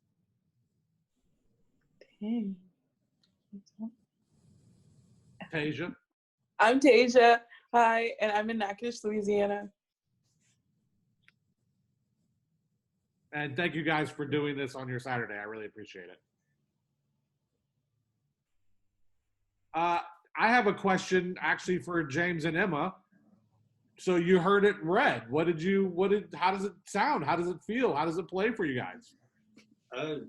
Yeah, it's great. Yeah, just to say thank you to you, Rick, and all the cast and also our audience. What you like to take it on, Emma? What impressions? Well, it reads really well. I mean, I've been very fond of the play, but when editing it, we felt like there are a lot of kind of loose ends that aren't really tied, and we kind of felt like some of the scenes run a bit too long. But actually, when it's performed, it is, it kind of reassured us that it is very much a performable. It's very much a performable play, and it kind of does make sense. Like you don't really notice the loose ends so much. Yeah, and it's a complicated play, and there's a lot of legal stuff going on behind the backgrounds. There's a lot of sort of sort of family connections, a lot of connections between friends. But I think that the play sort of, for all that, it's quite legible. And I think, you know, seeing the actors really do the performance, I think that, you know, they brought that legibility to the play that we really struggled with as people who are editing it. It's like, you know, how's this person connected to this person? What are they doing? What's the, why is Cub mortgaging his lands for half their value? That kind of stuff. I mean, I think it was actually it became quite clear. It became much clearer to us, I think, as a play that you can kind of hold in your head at one time, you know, because of the performance. Tony, as a professional actor and director and a British theater historian, what are your thoughts on it? Well, it's kind of interesting. Its time frame. There's, you know, when you teach theater history, you go, okay, then there's this big hole after the Restoration, which we know lots of stuff was happening, but we know very little about it until Goldsmith comes along. Right. So this is interesting to find a piece that actually fits in that time gap. Not only that, but it's a regional piece. And I think that's interesting. Right. I'd like to know, was there a licensed theatre in Norwich at the time? Was there a venue for this play? Yeah, well, it would be the Theatre Royal, which is actually still in Norwich. What year did it get its royal patent? Yeah, so it's so the theatre existed. I think it was 1755. The actual theatre was there, and then 10 years later, it became the Theatre Royal. So this just fits into that yeah, time. yeah. So we have that kind of it's really something that affects a lot of the writings in the folder, which is all manuscripts. I mean, Pratt has this kind of beautiful hand, so it's a very neatly written play, so it's quite easy to read him. So you get kind of conflicting messages about that have to do with how public the piece will be. You know, for example, there's another piece where he says that this piece will be published by the Lord Bishop of Norwich's permission, but then we didn't find any evidence that it actually was published. And similarly for the Grange, that there's this sort of, it's there in the prologue that like not only is this play intended to be published at the Theatre Royal perhaps, but also in Drury Lane. But then there's also a line in the prologue where the intent is attributed to Pratt that it not leave his elbow. In other words, it remain a closet drama. So it's a very interesting kind of hesitance of like, you know, maybe this would be performed, maybe this would be his ticket to literary fame, and maybe it will just sort of stay, you know, in his little social circle, you know, around Watlington. So it's very interesting. So that's a long-winded way of saying that the manuscripts as a whole tend to give mixed signals about you know, the intent to publish or perform. Yeah. What do we know about the power of forest land and timberland and plantations? That's a sort of unusual income earner, and there's lots of references to the details of that, to an oak here, to a plantation there. So you know, that was an interesting piece of agricultural history. And it's there's a lot being written on sort of the agricultural revolution in Norfolk. So Norfolk's really at the epicenter of new sort of agricultural techniques, and you get that interest in, you know, how land is used, like how you can turn a profit from land, and this kind of sense that you get very strongly in the Grange that you have a kind of a traditional society being sort of invaded by capitalist forces, and that's you can see that in the fact that actually Lockwood is using Sir Harry Lockwood is using his lands to turn a profit. He's put furs on the lands, and they get cut down and turned into cash. So there's sort of sense that the gentleman farmer that sort of lives off the land and off the, his rents is kind of disappearing. And at the same time, like sort of consumer culture is invading the world of the Grange, and Sophie Appleyard, is kitted out in the latest fashions from London. Kitty Toy has cloths from India, like she's got expensive calico cloths. So it's this little province, but it's also a very much a province, like sort of, you get the sense that it's been sort of corrupted and changed under these sort of consumerist forces. There was a building boom in the late 18th century. Mm-hmm. So timber, and plus clay is referenced. So to make bricks. So you've got that as well. So he's kind of like building materials are his thing. Yeah, that's right. Yeah. So we think it's kind of like a fascinating play for that kind of reason. Like, obviously it's not a documentary depiction of sort of the economics, but I mean, it's you get the sense that if you looked at that detail, you would find a lot there in terms of how people make money, like how people sort of buy and spend. And there's that connection to the plantations in Barbados, which is of course interesting too. So we've got like this parallel world that also has plantations, and it's just mentioned there as this kind of source of wealth, but in this case it's kind of fake source of wealth. It's far away enough that it's hard to prove whether that money from the uncle will be there or not. And it turns out in this case it's not. So we're kind of regrounded back in the English countryside. But it's kind of there between, not just between the lines, it's there in the lines. So you get the sense of kind of like at one at the same time this very kind of small restricted world, but also a world that's looking outwards, to India one direction, and also to sort of plantations in the Caribbean on the other. So it's sort of hooked into this sort of sort of global economy. It's very interesting. There was a question about the availability of the text. Emma and James, you all are planning on publishing? Yeah, well, that's the thing. Like, when the coronavirus hit, so it's not actually clear when it's come out, but it is. We do have an agreement with the Norfolk Record Society, who up until this point they've only published historical texts, and I sent them we sent them a proposal explaining we'd like to edit the Grange. And I remember that they were a little bit reluctant at first because they thought that we would write an unreadable introduction full of references to literary theory, but we're not going to do that. So they said, okay, we'll do it. And I think they're quite happy to kind of branch out into literature. So we think, it does have literary interest and, can help kind of expand on our knowledge of the 18th century kind of outside the sort of generally sort of London circuit where most stuff, emerges from. I mean, I guess we could make the performance text available. Problematic copyright-wise. Yeah, no, I think no. I can talk to my contact there, but I'm pretty sure that would be okay. We could pop it up maybe on the Trinity site, maybe.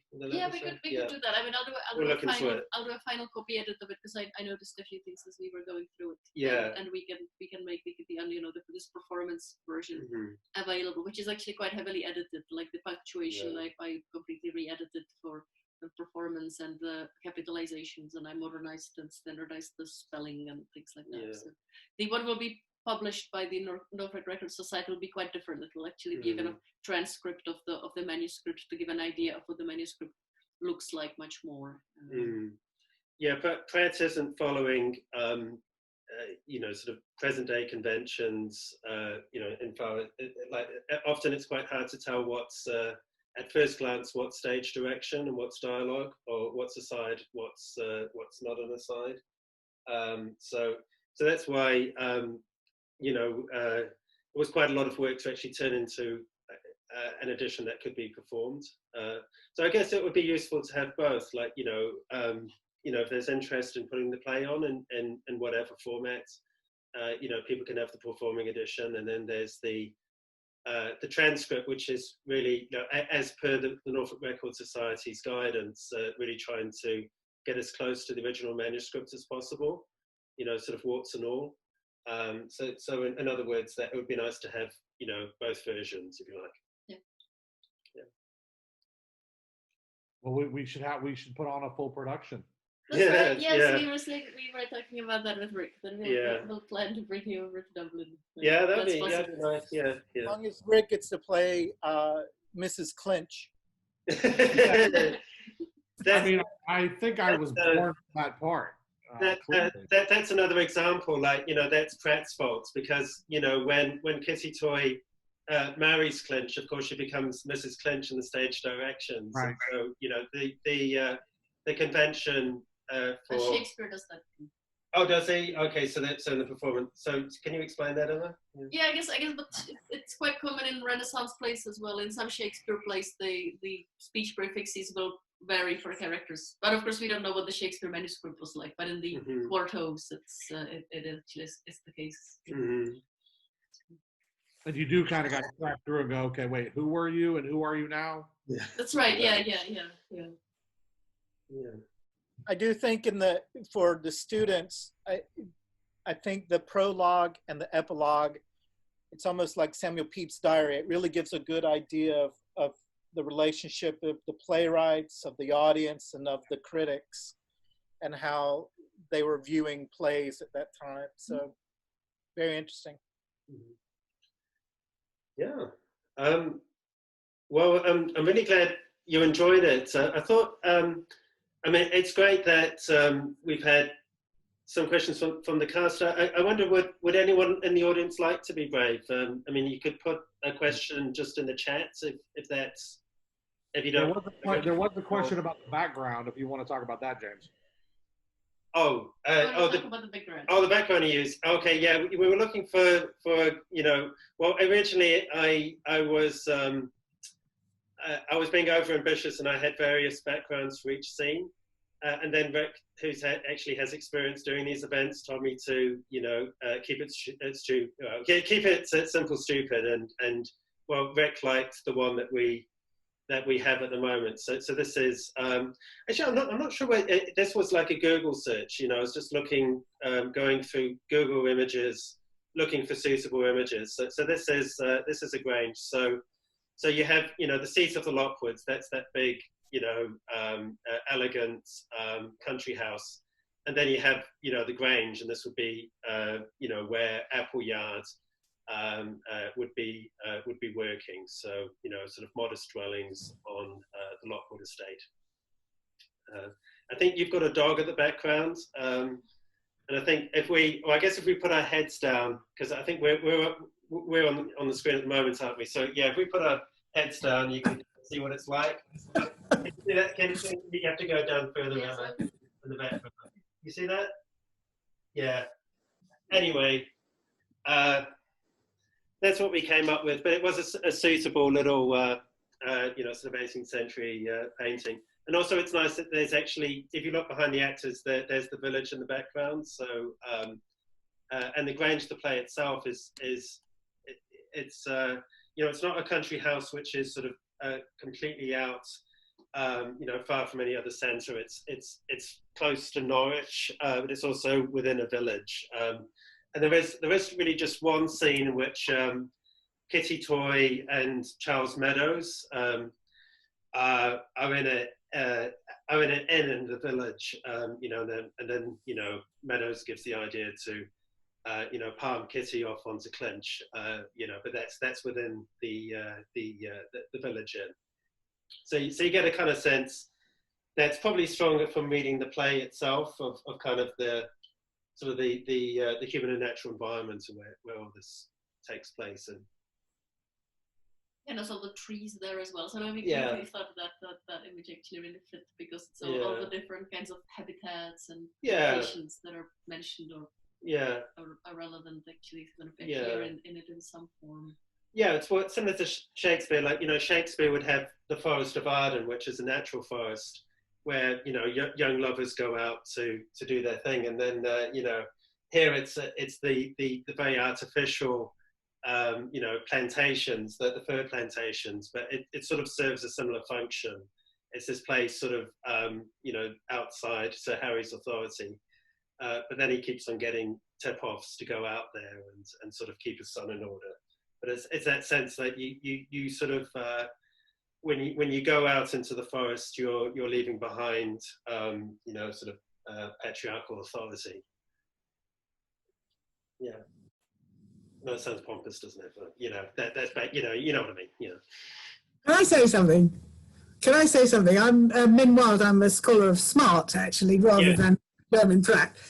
Thank you ever so much for all you brilliant actors. You were fabulous. I thought it was brilliant. Yeah. Really great, and you did such a good job. And the accents were so good. It was amazing. That was really brilliant. And I just liked the play, and I thought it was quite progressive in some kind of ways.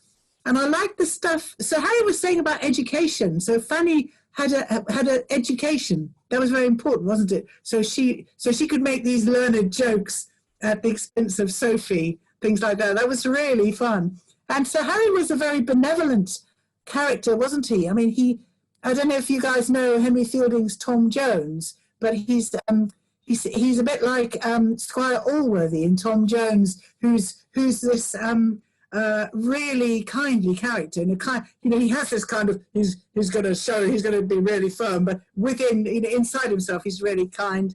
Also, I guess like in Sheridan's School for Scandal, there are these older men who I suppose we'd say that they represented the patriarchy, but they often have a soft spot or a soft streak. So that's quite interesting. Something about masculinity being invaded from within, kind of thing.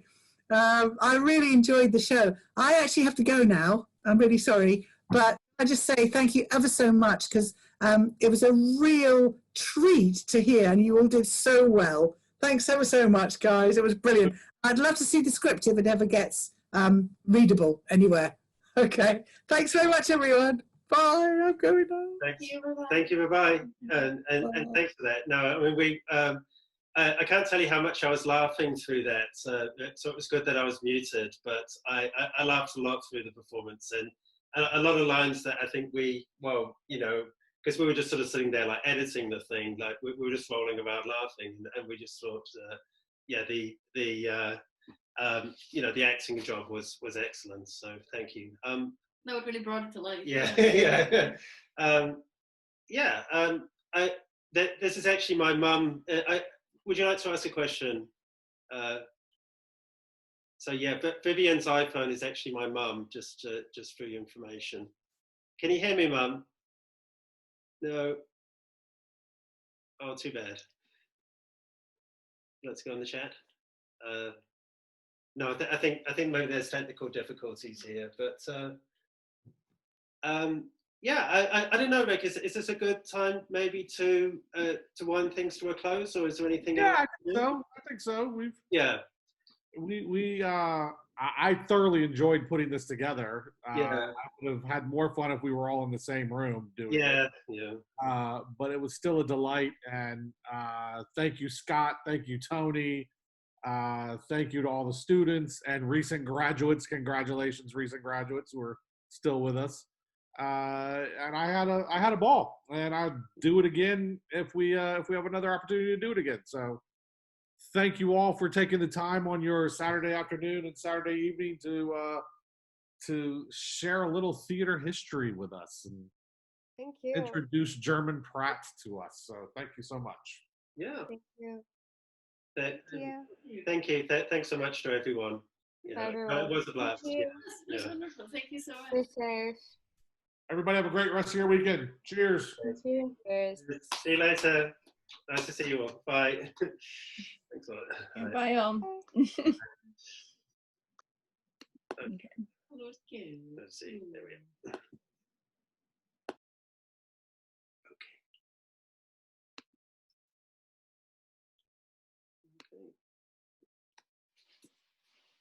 So should I do end? Yes. Yeah.